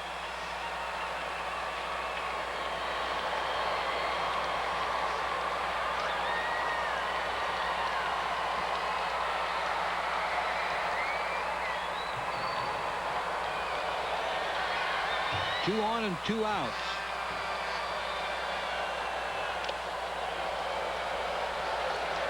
Oh, ball. Doesn't look like Schill's gonna get his bat on this. On the ball with this at bat. All he did there was nail his old buddy Lenny Webster with that one. He fouled that ball off and nailed Lenny.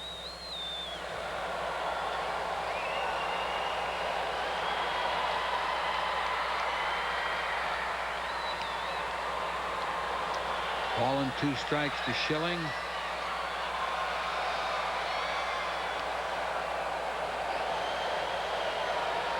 Four walks in this game for Fassero. I mean, that's like almost 3 games for him.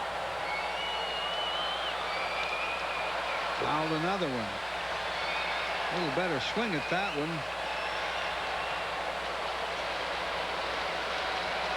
5 walks, I mean. So 5 walks, and he comes in 1.8 per game.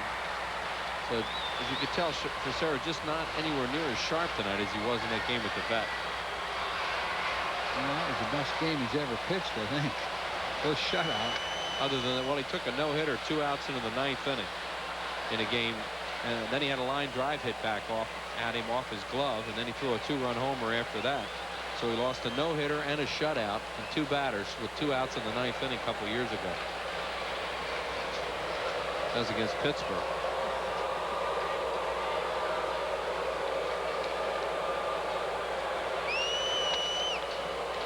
High ball right field. Obando right there, and that retires a side. The Phils get a run on Zeal's homer. 1 run, 1 hit, 2 left on.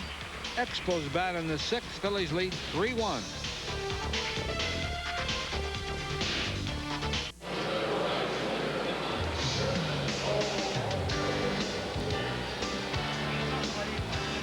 Phillies baseball is brought to you by Bud Light, official sponsor of the 1996 Olympic Summer Games. Make it a Bud Light. The Bell Atlantic Yellow Pages. Hungry? Grab the genuine Bell Atlantic Yellow Pages and have dinner delivered right to your door. and your local Dodge dealers. Come in today because we know how to help.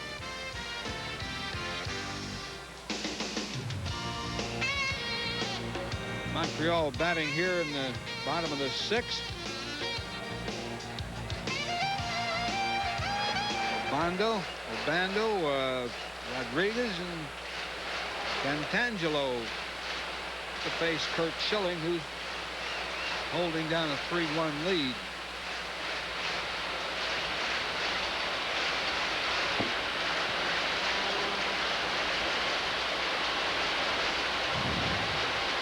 Obando was hit by a pitch and struck out. Late entry into the ball game when Moises Alou, slight hamstring pull. Strike one on Obando. Schilling has owned the outside part of the plate against this guy all night. He happened to hit him 0-2 in the first inning, but then he struck him out when he really needed an out with a runner at third base and less than 2 out. There's Moises Alou, who injured a hamstring prior to the game and was a late scratch.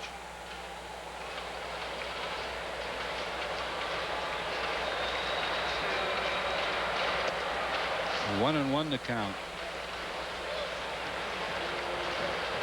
Start of a pretty good road trip here in Montreal. 4 games. New York. Moises. Day to day, from what we're told. Right at Stocker. Obando's out. 1 down here in the 6th. There's Schilling, as we mentioned, owning away to Obando tonight. And he established that early, and then when he hit him, he really got a little more of the outside part of the plate, and he got that ball away and he tried to pull it. Henry Rodriguez struck out and lined out.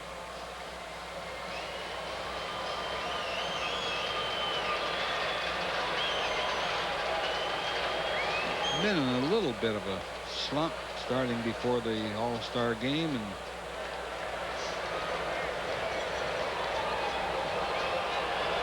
yeah, in that game in Philadelphia, Felipe Alou had a choice of Rodriguez or Cliff Floyd to pinch hit in the 9th inning.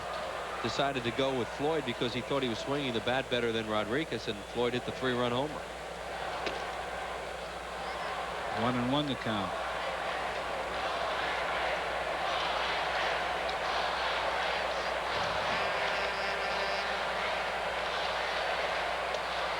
Two and one. Might have been a little bit of a wake-up call to Ricky Bottalico, because he's been like perfect since. Fouled back. Well, Bottalico has a makeup to handle what happened to him that Sunday. Instead of it getting him down, it just ticked him off. And since then, as you say, he's been perfect. And that's, you know, there he is. I mean, that's his temperament. He really doesn't need a wake-up call. He's up for everything, really. He's a good one. And, you know, it was a nice job in the All-Star game the other night for him.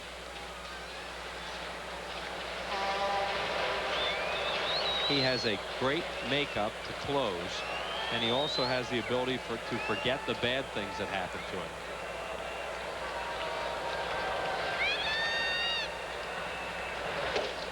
Full count. If that game didn't make you cry, nothing's going to make you cry. Look at those Red Sox. They're in that bandbox tonight in Detroit, and they've hit 6 bombs. Struck him out. That's the second time he's been called out on that outside pitch. He doesn't say anything, but his body language is negative. And Alou hardly ever says anything. 8 strikeouts for Schilling. Well, that pitch is outside. It's no wonder he's been called out twice on. See where Santiago catches this ball. Look at that. Look at that. That's not a strike. You can't reach it.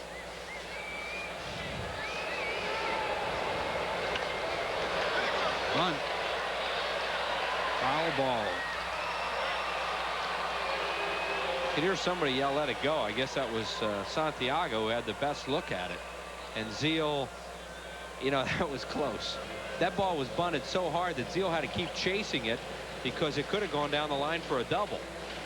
That's how hard that was bunted. It was Santangelo who tried to bunt that ball. It was going to be a base hit had it stayed fair. Hizil couldn't just let it roll foul or hope it would roll foul. Watch how he chases it, because he bunts it real hard. This ball has a little giddy up to it. See, now right here, he's going to chase it. Now when it goes foul, he lunges and grabs it because he wasn't sure.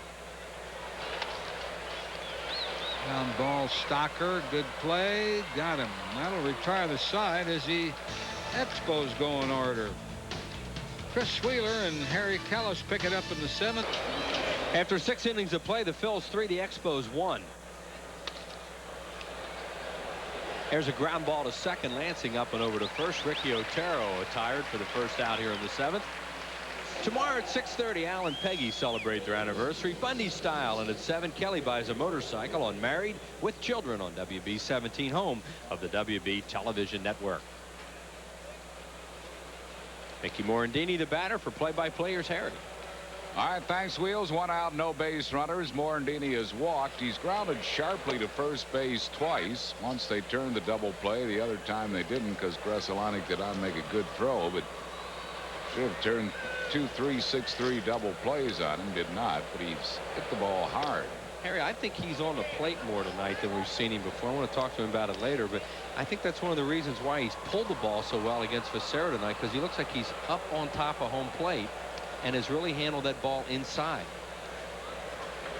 He has had good career numbers against Fassero, 357 lifetime coming into this game.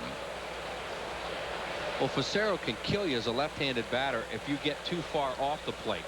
And there you see Mickey on it and has handled everything well tonight to this point. But he broke his bat there and looped it to Shane Andrews. Fassero came in on him and jammed him for out number 2. I think he's pitched Mickey inside all night because of the fact that Mickey's on the plate and Fassero doesn't like that. I mean, pitchers don't like guys getting up on the plate like that, trying to take the outside corner away, so they'll bust him inside. And for the most part, he's hit it hard off him tonight. You see he's upset because he got in on him there and he broke his bat. Yeah, in 2 of his at-bats, Morandini, here's a bunt try by Jeffries. In 2 of his at-bats, had there not been a runner at first base, he's got balls down in the right field corner. Right, and you remember his first at-bat, he took a really close pitch for a walk. And I don't know that he could have taken that pitch if he'd have been further off the plate. It would have looked more like a strike to him probably if he were further off. 1 strike to Jeffries, who is 1 for 3. Had a cut, fouls it back. He's in the hole now. No balls and 2 strikes. 17,546 the paid attendance here at Olympic Stadium tonight. A lot of Lions here tonight. Yeah, 3,000 of them are Lions. They're having an international convention. Slammed into right field. Jeffries has his second hit. Just kind of tomahawked that ball to right. It'll bring up Todd Zeal. Jeffries from the right side always seems like a high ball hitter, and he will tomahawk a lot of balls. He'll do it left-handed too, but especially right-handed. Second time tonight he's taken a ball out over the plate and gotten on top of it and hit a line drive to right field. Zeal has walked, grounded out, and hit a home run.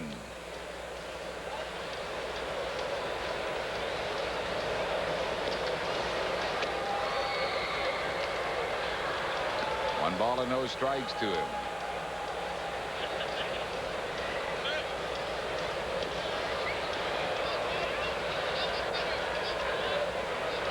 Dave Beers gets up, and Montreal's bullpen now. Yeah, Fassero's due to bat 3rd in the 7th inning as you look at Dave Veers. So you know Lou would love to get him through this inning so that he can hit for him and not have to make a pitching change here. Has 2 outs. Jeffries at first base.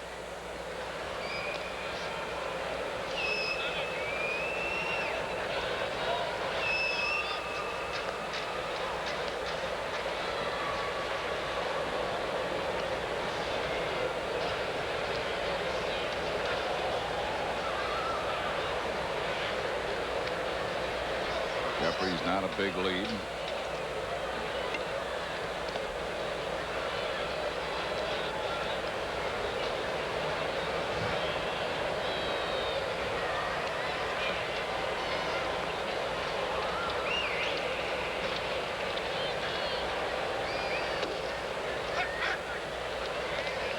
outside corner. 2-1 the count to Todd Zeile.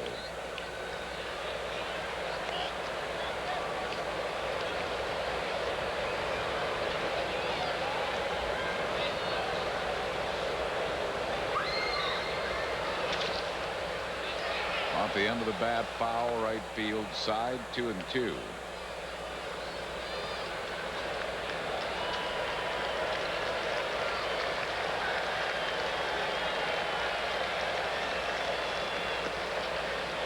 First of a 4-game series with the Expos. We'll be televising all of them for you.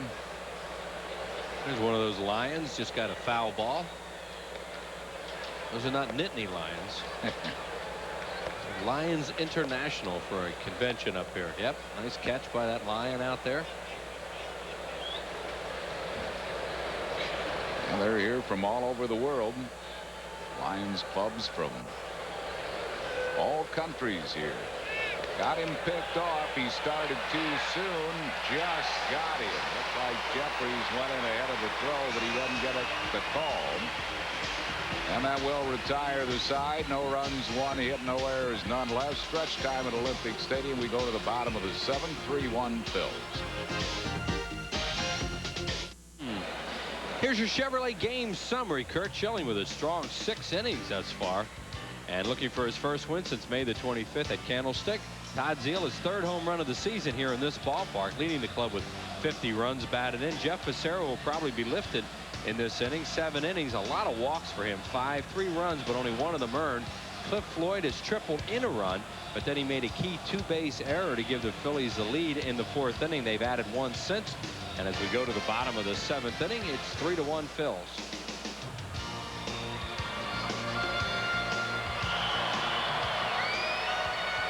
That's Andy Stankiewicz, who looks like he'll be the pinch hitter in the inning. He's the 3rd batter, or Fassero, the 3rd batter scheduled to face Schilling. Lenny Webster will lead it off. He is grounded out twice, once on a fine play by Mickey Morandini. Phils 3 runs, 5 hits, no errors. Montreal 1 run, 2 hits, and an error. And a costly one. It was a 2-run error. 1 ball and no strikes to Lenny Webster.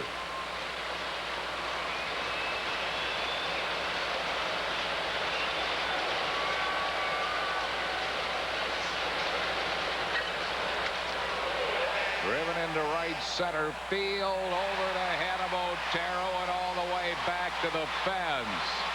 Webster will hold out at second with a stand-up double. Otero did not play that ball very well. It looked like it froze him a little bit, and then he didn't break. There it is, a fastball out over the plate, and he hits it hard. You see, Otero's drifting in on that ball a little bit, and now he misjudges it slightly, has to extend, and he's not tall enough to extend very much. And it goes over his head. That was not one of his better plays. No, Webster at second base, nobody out for Shane Andrews, and Jim Wright, the pitching coach, will come out and talk to Curt Schilling. Phillies get their first bullpen activity. Toby Borland is the right-hander, Ricardo Jordan the left-hander. Yeah, as you see the bullpen up now, they've switched to Fletcher down there in the on-deck circle. They have 3 catchers as you look at the mound conference going on. So Felipe Alou can do some things as far as his catchers goes. There's Darren Fletcher, who's the only left-handed batter he has available. He could even leave Fletcher in the game and double switch if he wants, but he also has Spear, a 3rd catcher. Right. So they can do some things and use a catcher as a pinch hitter where other teams are more reluctant to do that.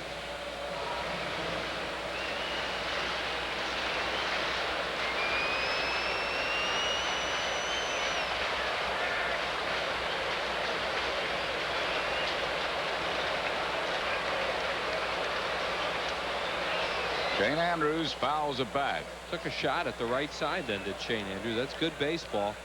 Even though he's the 8-hitter, he's got some power with 11 home runs, but he tried to give himself up there to move the runner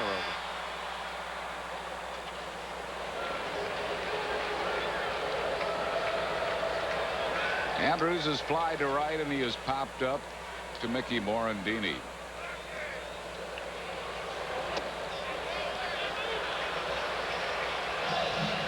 The appeal to first base umpire Ed Rapuano, who says no swing. 1-1 the count to Andrews. Say, how'd you like to spend an inning with us in the broadcast booth? It's just one of the items up for bid at the All-Star Sports Auction to benefit the Muscular Dystrophy Association. That'll be 4 o'clock, 4 p.m. this Sunday. High fly ball, shallow right. Ruben Amaro drifts in. Andrews retired, 1 down. For more information on that all sports auction, call Rock Lobster at 215-627-ROCK. Big out for the Phillies there because Andrews once again took a shot at the right side, but he popped it up to shallow right field. You know, if he gets that runner over, the Phillies are going to play the infield back and concede a run there.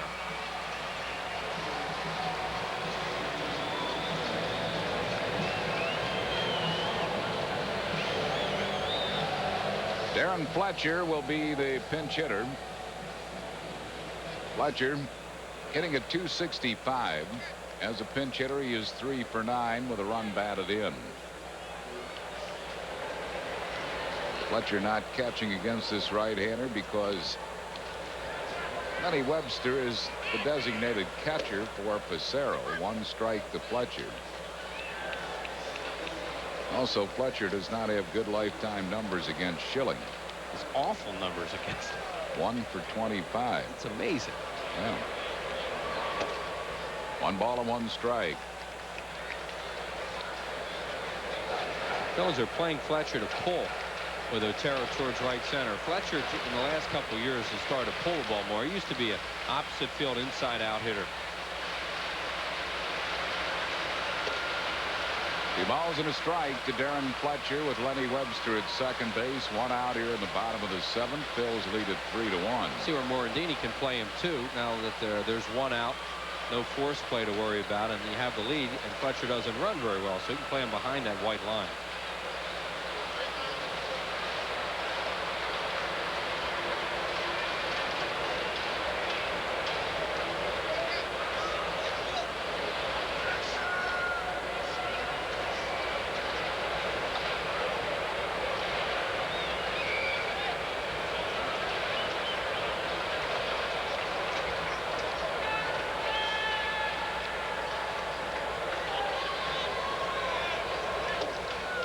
Two and 2 to Darren Fletcher.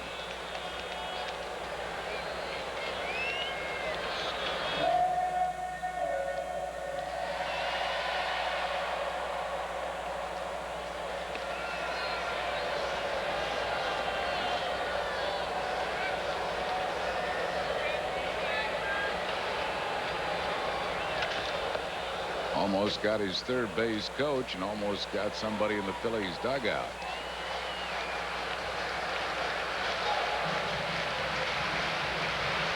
Two and 2 it holds to Fletcher. Springer tossing that ball to a young fan there.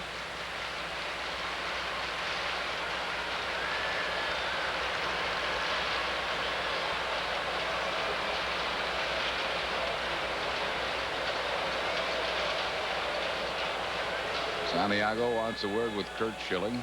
Well, they've stayed away from Fletcher this whole at bat. Even though they're playing him to pull, they're taking their chances. And have Incaviglia just in dead left on him. That'll hit a fly ball to left on a ball away, or he'll pull a ground ball to the second baseman Morandini. They don't want to give Fletcher anything middle in because he can turn on the ball now. There you see where Incaviglia's position, and Otero playing him slightly to pull.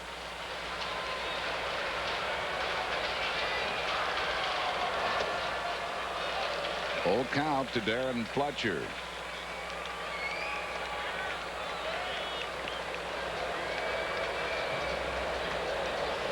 Runners in scoring position coming into this game. Schilling holding opponents to a .203 average.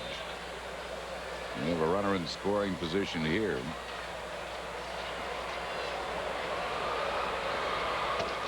Struck him out. 9 strikeouts for Schilling. 2 down here in the 7th. Does a great job of staying away the whole at bat to Fletcher, who represented the tying run. I mean, they did not even come close to giving him a ball to pull. Another fastball, another high fastball away, and he chased it. Great job by Santiago and Schilling in a game situation. Brings on Mark Gresselanik. Gresselanik 1 for 2.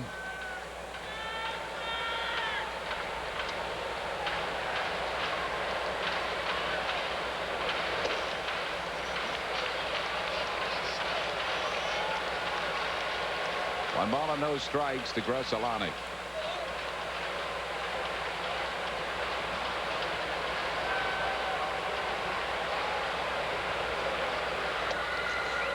On the inside corner, 1-1. He wants to stay out of there. I think Schilling made a mistake that time because Santiago was set up outside and he came inside to him. This guy stands way off the plate and get him out of the way.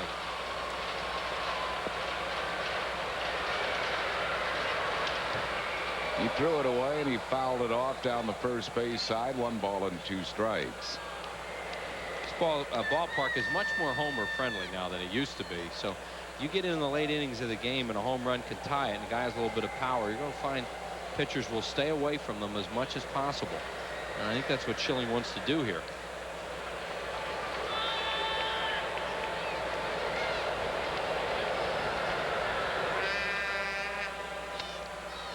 Just reaches out and fouls it off. Broke his bat in the process, so Gresselanik will get a different one. There you see the dimensions here. And shallow down the lines, you know, fair alleys and a very fair center field. And the outfield wall high at 12 feet, the same wall the Phillies have at the vet. The difference here is this ball just carries so much more than it used to. Ball and 2 strikes to Gresselanik with Webster at second base. 2 outs here in the 7th. Once they put the lid on here, it really changed this ballpark. Phillies lead it 3-1.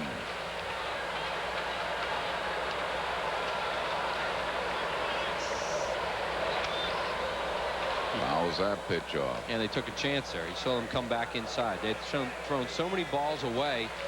They might figure he was going to start to look for one, so they came back inside, and Gresselanik had pretty good plate coverage and fouled it off, which would indicate they'll probably go back away from him now.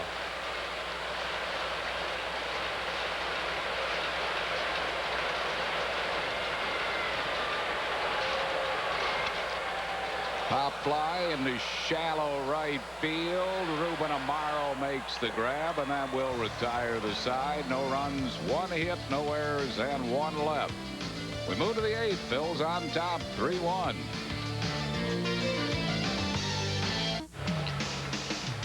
Tonight's game is brought to you by Bud Light, official sponsor of the 1996 Olympic Summer Games. Make it a Bud Light. By the Pennsylvania Lottery. Lottery proceeds benefit older Pennsylvanians. And by your Quality Plus Ford dealers and the all-new Ford Windstar. With a 5-star rating, Windstar beats every other minivan in government crash tests. Dave Veers is the new pitcher coming on for the Montreal Expos for Jeff Fassero. Veers appearing in his 38th game. He's won 4, lost 2. His ERA is a high 5.44. He's given up 56 hits and 46 in the 3rd innings. Average is better than a strikeout per inning. 50 strikeouts, 19 walks.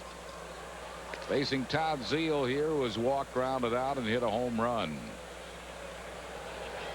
Opponents are hitting .295 against Veers.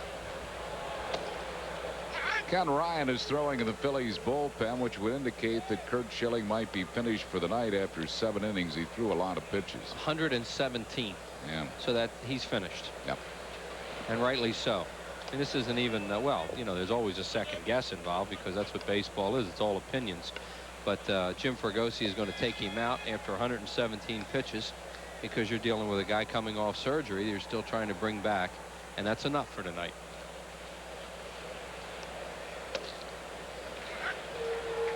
2-2 to Todd Zeile. One thing he'll never do is get to a point where he thinks he can injure a pitcher. And 117 pitches for a guy off surgery is plenty. And Schilling gave the Phillies 7 strong innings tonight. That's topped softly to first base, right at the bag to Henry Rodriguez. Zeal's retired, 1 down. That'll bring up Benito Santiago. Santiago is 0 for 2 with a walk. Well, it's colorful, it's insightful, a brand new spectacular size, the 96 Phillies yearbook. Larger size book includes interesting player facts you won't find elsewhere. Also includes features on Phillies all-star participants, Cal Ripken's immortal moment from last year, and much more. Great keepsake for all Phillies fans. Buy it at the vet for $10 or order by phone. Just call 215-463-1000. Add $4 for postage and handling. Schilling almost always tries to talk Ferguson into keeping him into a game, and you wonder if he did that tonight or whether there's any chance he'd come out, but I kind of doubt it. Yeah, 117 pitches and threw very well. Gave up just 1 run on only 3 hits. He had 9 strikeouts. Yeah, and he stranded a runner at third with less than 2 outs, and he also had a leadoff double last inning that stayed out there. So those were 2 real tough innings for him. 1-2 the count to Benito Santiago. So they'll hope that Ryan can get through the 8th inning, and then they would probably go to Batalico, who pitched in the All-Star game, of course, and wore his colors well, as did all of the National League stars. Yeah, it was nice to win 3 in a row. Really? Been a while there, up until a couple of years ago. Been a while, and Santiago's called out on strikes. He can't believe the call by Bill Hahn. 2 down. Yeah, he thought that was low. Santiago got thrown out of a game at the vet by Bill Hahn a couple of weeks ago, and especially when he pancakes it like that, you would think it would be low. However, it was not. It was tough called third. And the batter will be Incaviglia, who was struck out, walked, and fouled out. Kind of smiles. Incaviglia didn't get it all. It's deep to left center, but he didn't get all of it, and it's caught by Sam Tangelo. Yep. Floyd caught it. But Floyd makes the catch to retire the side. No runs, hits. Floyd's taller. Errors and none left. We go to the bottom of the 8th. Ken Ryan coming on for the Phils, it looks like. Phils lead 3-1.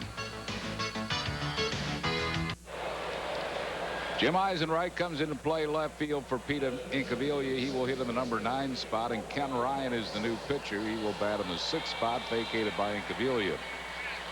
Kenny Ryan appearing in his 34th game, 2 wins, 3 losses, 4 saves, a 2.98 ERA. 48 in the 3rd innings. He's given up just 38 hits and 16 earned runs, 44 strikeouts, and 23 walks. Opponents hitting just .216 against him, and now Santiago has a few words with the plate umpire Bill Hahn while Ryan is warming up, and not a good idea when you got a new pitcher coming in. No, well, they are not getting along as Ken Ryan continues to warm up. We mentioned that Santiago was thrown out of a game by Hahn in Philadelphia, and he was called out on that pitch. And see right here, now watch. We're watching this, and they're going back and forth at each other a little bit there while Ryan's throwing. Now after this pitch, they talk a little more. But now everything's okay. Well, you hope it is. Yeah. Well, he's still in the game. That's a good point. He's still in the game.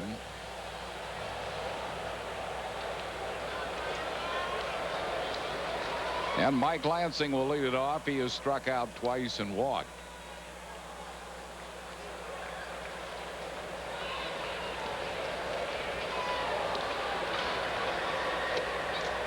One ball and no strikes to Lansing.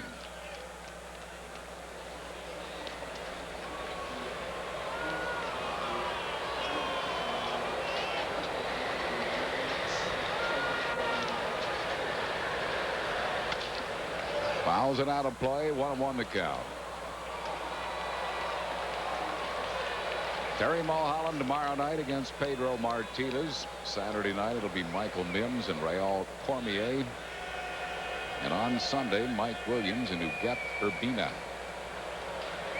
We're televising all of those games for you. 2-1 to Lansing.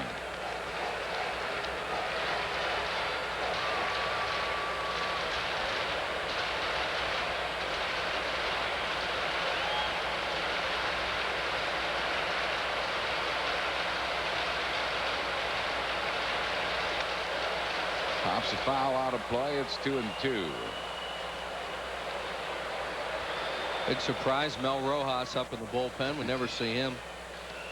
He's like that Yorkis Perez of Florida. We see him every time we play him almost. Seems like it. He is a workhorse. Speaking of the Fish, they're beating Atlanta 6-3. First game managed by John Bowles.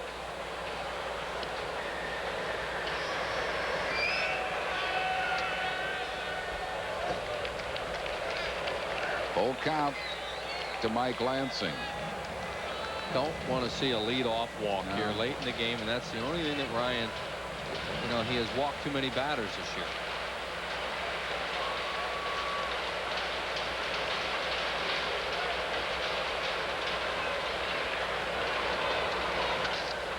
Line drive, but right at Kevin Stocker. Almost took him down. Lansing out on a liner. On the National League scoreboard, Pittsburgh leading Cincinnati 5-3 in the 8th. Denny Nagel, the starter there. The Mets behind Mark Clark all over Houston 8-1. Florida 6-3 over Atlanta. Avery had to leave that game in the first inning. Cubs 4-0 over St. Louis. Jamie DeMauro pitching that shutout. 1 strike to Floyd. And early on in the coast, San Diego now has a 3-2 lead on Colorado. That's in the 4th inning. San Francisco and Los Angeles a little bit later.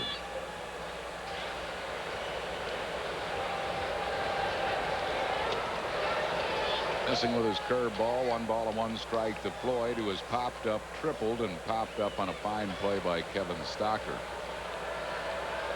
Floyd's knocked in the lone Expo run with a 3-base hit.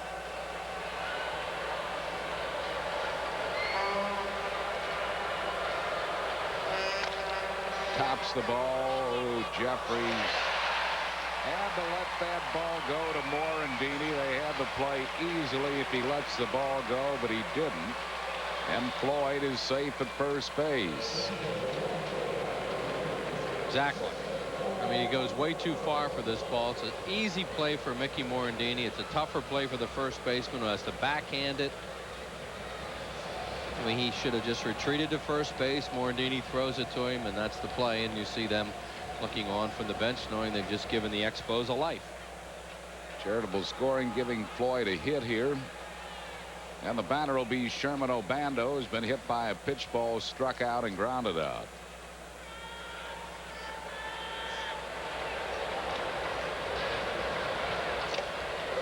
Fouls it off.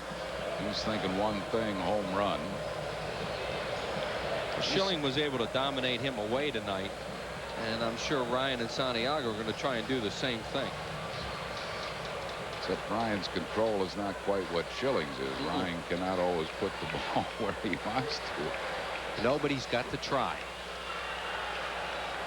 He's got a good enough fastball that he doesn't have to be real clever with corners. I mean, he can throw the ball really hard.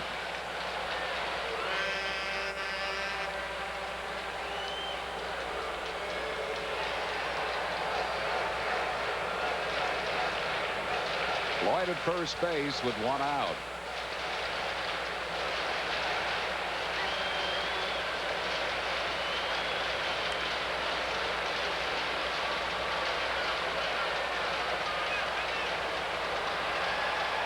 This is a spot where Moises Alou was supposed to bat tonight, but his field is wet because of the football game that was here last night. They had to take the lines off it, and he slipped during batting practice and has a hamstring problem. He's on a day-to-day basis. Day-to-day. You know, those hamstrings, they can be very difficult injury depending on the severity. Floyd's a big guy, but he can run. Stolen 3 bases in 3 attempts.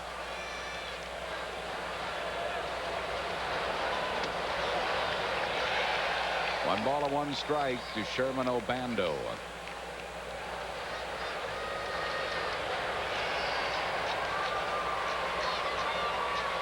Bills lead 3-1. We're in the bottom half of the 8th inning.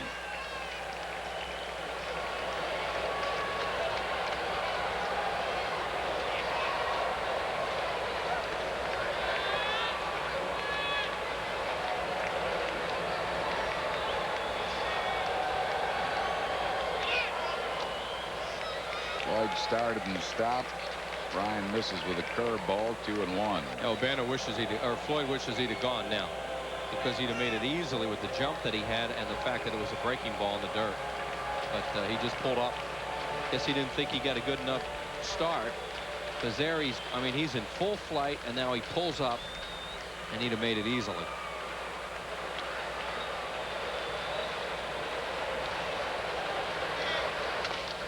Bouncing ball to Moore and Didi. They get the lead runner. They won't get a double play, but Obando's safe at first on a fielder's choice.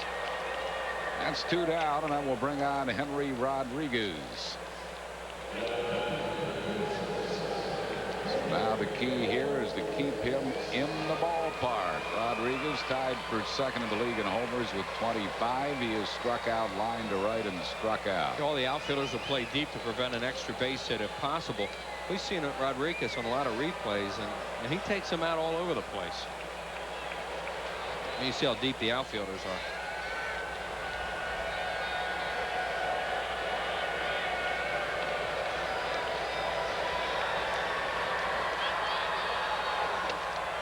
Good fastball, no balls and a strike. He just couldn't pull the trigger there. That was a pitch to hit. It was in his wheelhouse, but he had some mustard on it. There are those home run leaders.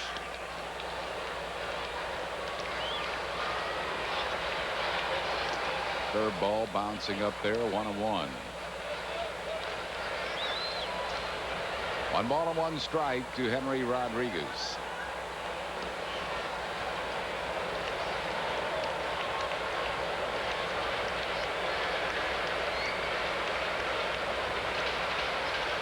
Phillies lead it 3-1.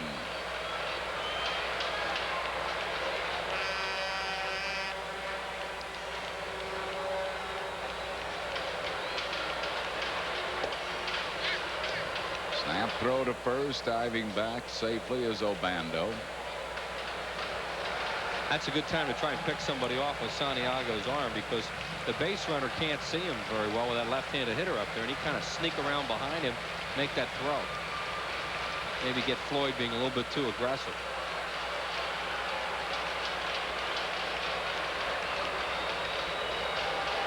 I mean, Obando at first being a little aggressive.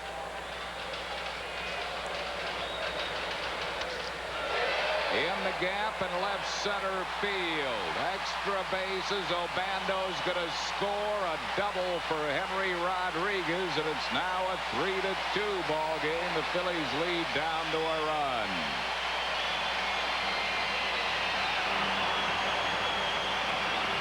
Rodriguez, besides the homers, has a lot of doubles. That's his 25th. They're throwing those candy bars out there, even though it wasn't a home run.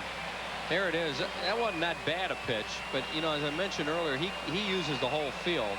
They kept him in the park, but he smoked that ball to left center, and the old Henry bars are all over the outfield. So it's now a 3-2 game, and the batter will be F.P. Santangelo, who has walked and grounded out twice, and Toby Borland and Ricky Vitalico will quickly get up in the Phillies bullpen.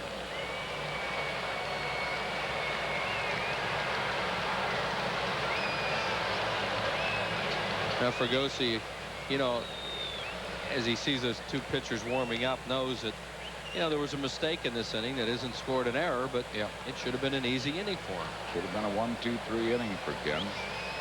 Jeffries went after a ball that he should not have. It was going right to Morandini and tried to backhand it and didn't make the play. So here is Santangelo.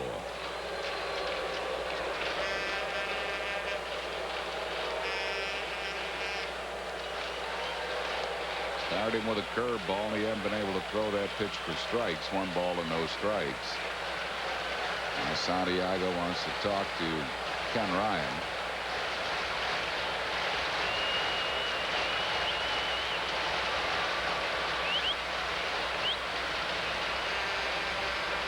Phillies lead down to a run here in the 8th inning. Had Rodriguez at second base, represents the tying run.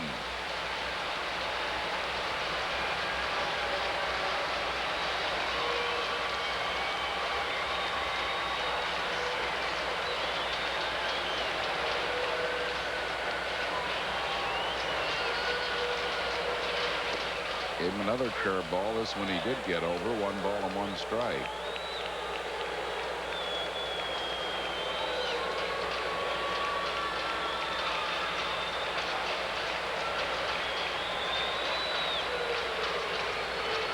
One and 1 to F.P. Santangelo. Fastball just missed outside. 2 and 1.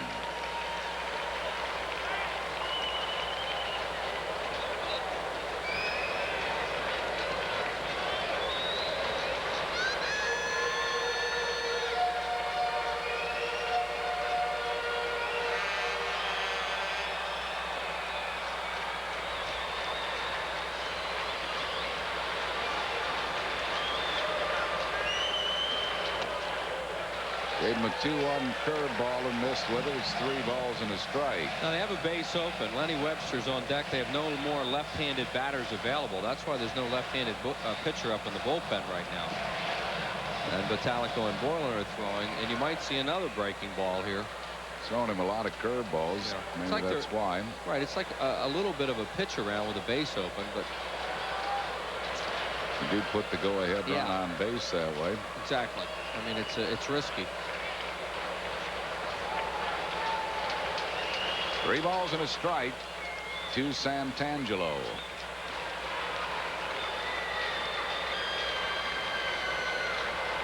Curveball. Walked him. So 2 men on base now with 2 outs. Jim Fregosi is coming out, and he'll go to either Vitalico or Borland. It looks like Vitalico. So Ricky Vitalico, the Phillies all-star pitcher, will come on here in the 8th inning with 2 men on base and 2 outs. Pitching change for the Phils. Phils lead at 3-2. We're in the 8th. Back after these messages. Ricky Vitalico, the Phillies' new pitcher. This will be his 38th game. 2 wins, 4 losses, 20 saves, a 3.61 ERA. 42 in the 3rd innings, just 29 hits, 17 earned runs. He has struck out 49 while walking 19. He pitched an inning in the All-Star game on Tuesday. And got him out, as did all the National League pitchers. Jim Fregosi really didn't want to use him in the 8th inning. He was hoping to get through the 8th and use him only in the 9th, but now with the 2 men on base, a run across and 2 outs, he has to bring in his closer here in the 8th inning. Facing Lenny Webster, who has doubled in 3 at-bats.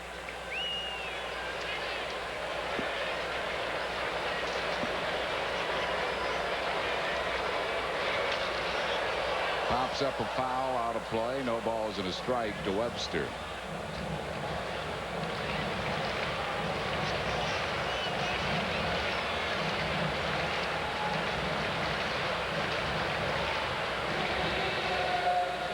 Base runners. Henry Rodriguez at second. F.P.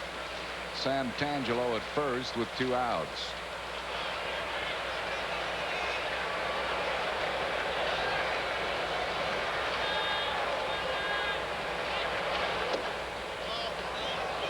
One ball and 1 strike to Lenny Webster.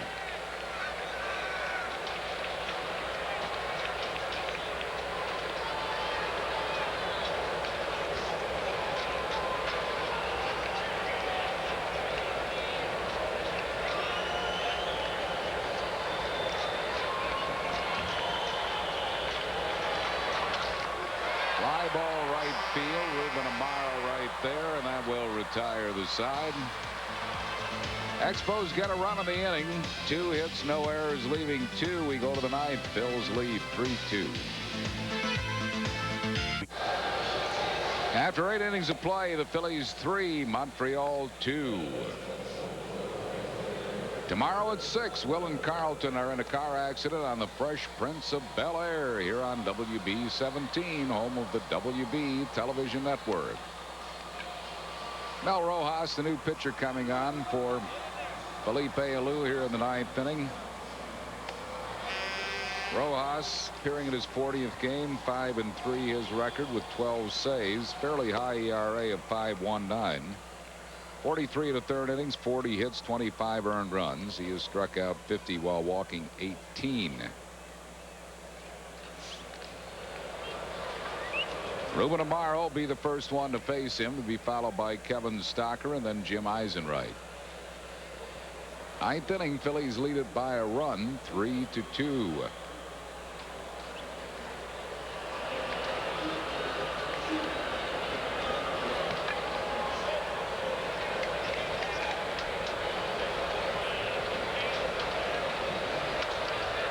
Ruben Amaro fouls off the first pitch. Ruben has popped up, struck out, and grounded out. He was safe on a wild pitch on that strikeout and scored a run.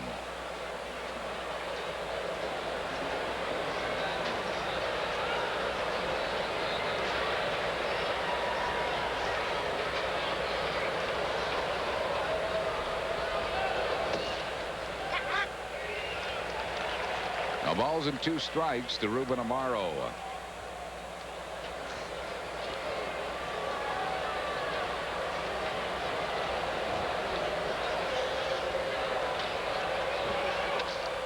Reaches out and flicks it into shallow left. Floyd makes the catch.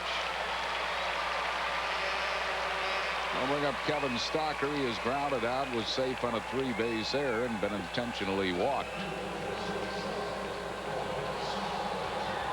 Error by Floyd gave the Phillies their first 2 runs. Todd Zeile accounting for the third with a homer.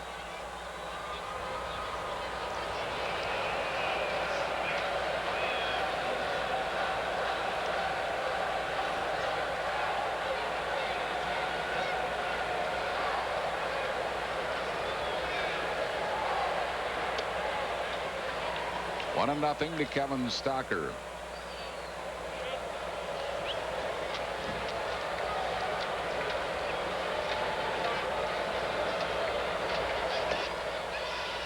1-1. Stocker lifetime has a couple of hits against Rojas, 2 for 5.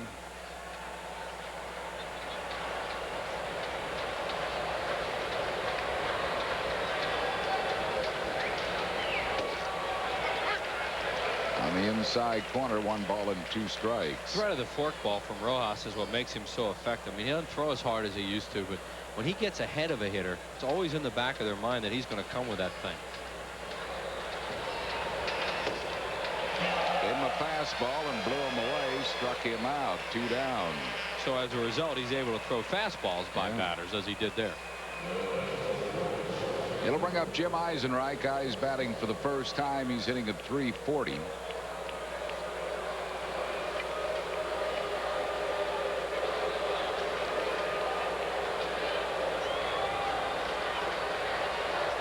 Eisenreich hit a grand slam home run off Mel Rojas one night in this ballpark. Yeah.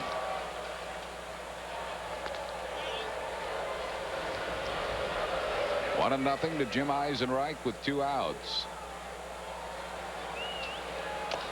Beats it foul, 1 ball and 1 strike. Scheduled to hit for the Expos in the 9th inning. Shane Andrews, a pinch hitter, and then Mark Bressolani. And their pinch hitter possibilities are Spear, Stankiewicz, and Silvestri, all right-handed batters. I don't think a lose available. Ground ball, backhand to Lansing. Nice play by him, and that'll retire the side. No runs, hits, errors, none left. We go to the bottom of the 9th. Phillies on top, 3-2.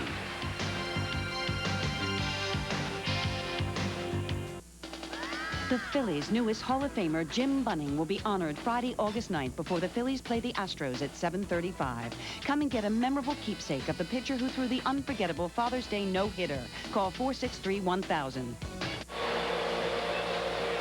Shane Andrews leads it off here in the bottom half of the 9th inning. He's flied out, popped up, and flied out. Ricky Vitalico trying to save this one for Curt Schilling.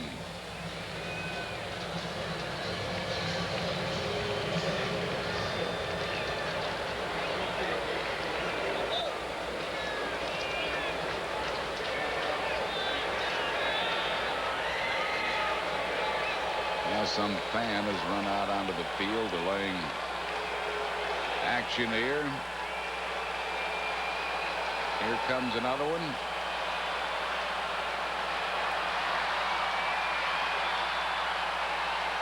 Good thing he can't get his hands on them. Patalico is really pleased right now. Patalico, look at those eyes. All pumped to work in this 9th inning. He'd choke him pretty good if he could get his hands on them. They're laughing about it too because they know what Patalico's like.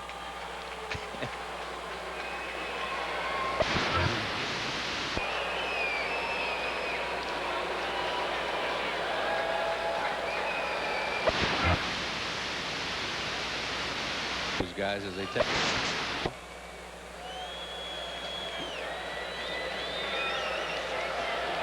And he'll take a couple more warm-up pitches because he was ready to go here until the fans ran out on the field.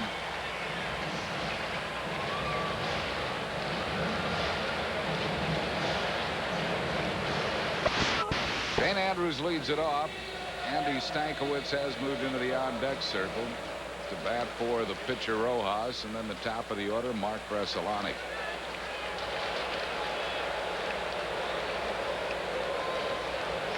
Andrews 0 for 3.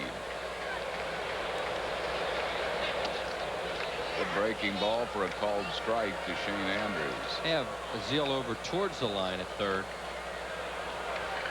There you see him trying to guard against an extra base hit down the line.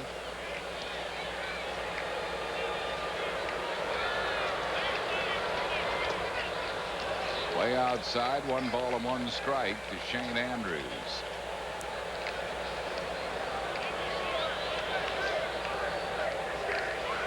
Those lead 3-2 here in the bottom half of the 9th inning.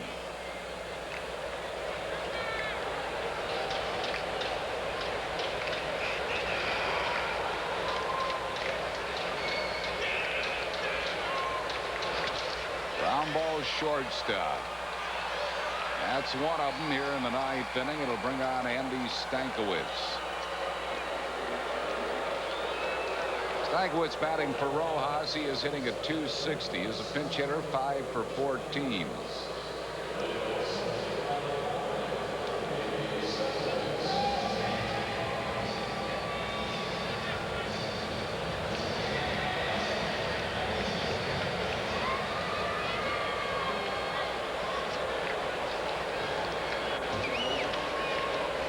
One out, 9th inning. 1-0 to Stankiewicz.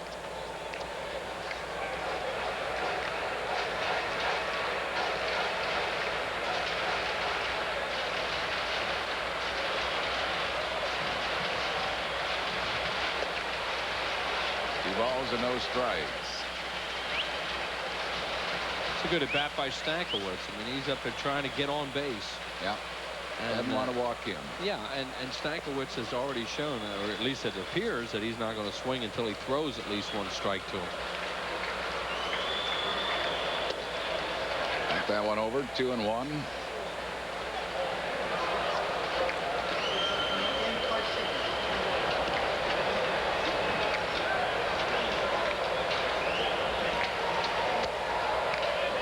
Missed.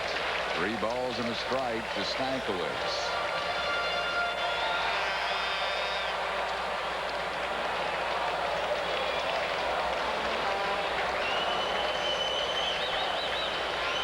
Bressolani will be the next batter, and that's the top of the order for Montreal. Ordered through there. Stankiewicz hasn't taken the bat off his shoulder yet. It's 3-2. Yeah, I mean, you got to like what he's doing. He's doing his job up there.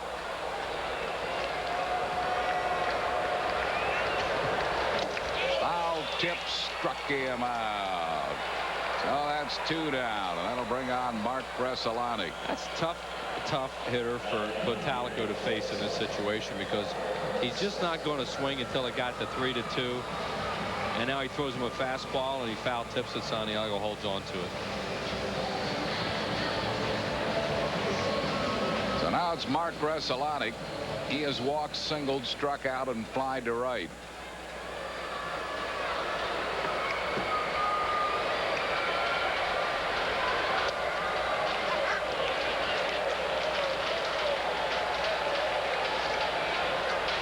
Balls and a strike to Bressolani.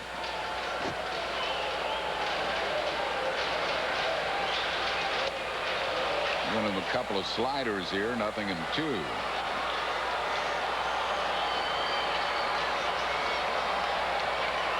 Oh, 0-2 the count.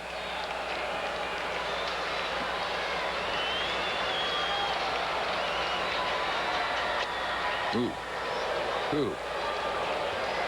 That is a close pitch to take. 0-2. That baby flirted with the outside corner, and Santiago had it framed, but he didn't get the call. 1 ball and 2 strikes. And that has been called a strike tonight at other times.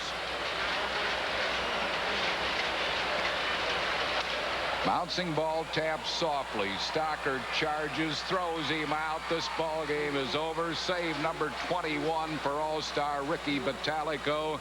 Only 2 in the National League have more saves than young Mr. Bottalico, and the Phillies' road woes finally come to an end after the Phils had lost 14 straight on the road. Last win on the road was June 4th, but they stop all that tonight with a 3-2 win over the Expos. Final score here at Olympic Stadium. Phillies 3, a homer by Todd Zeile, and Montreal 2. This is the Phillies Television Network.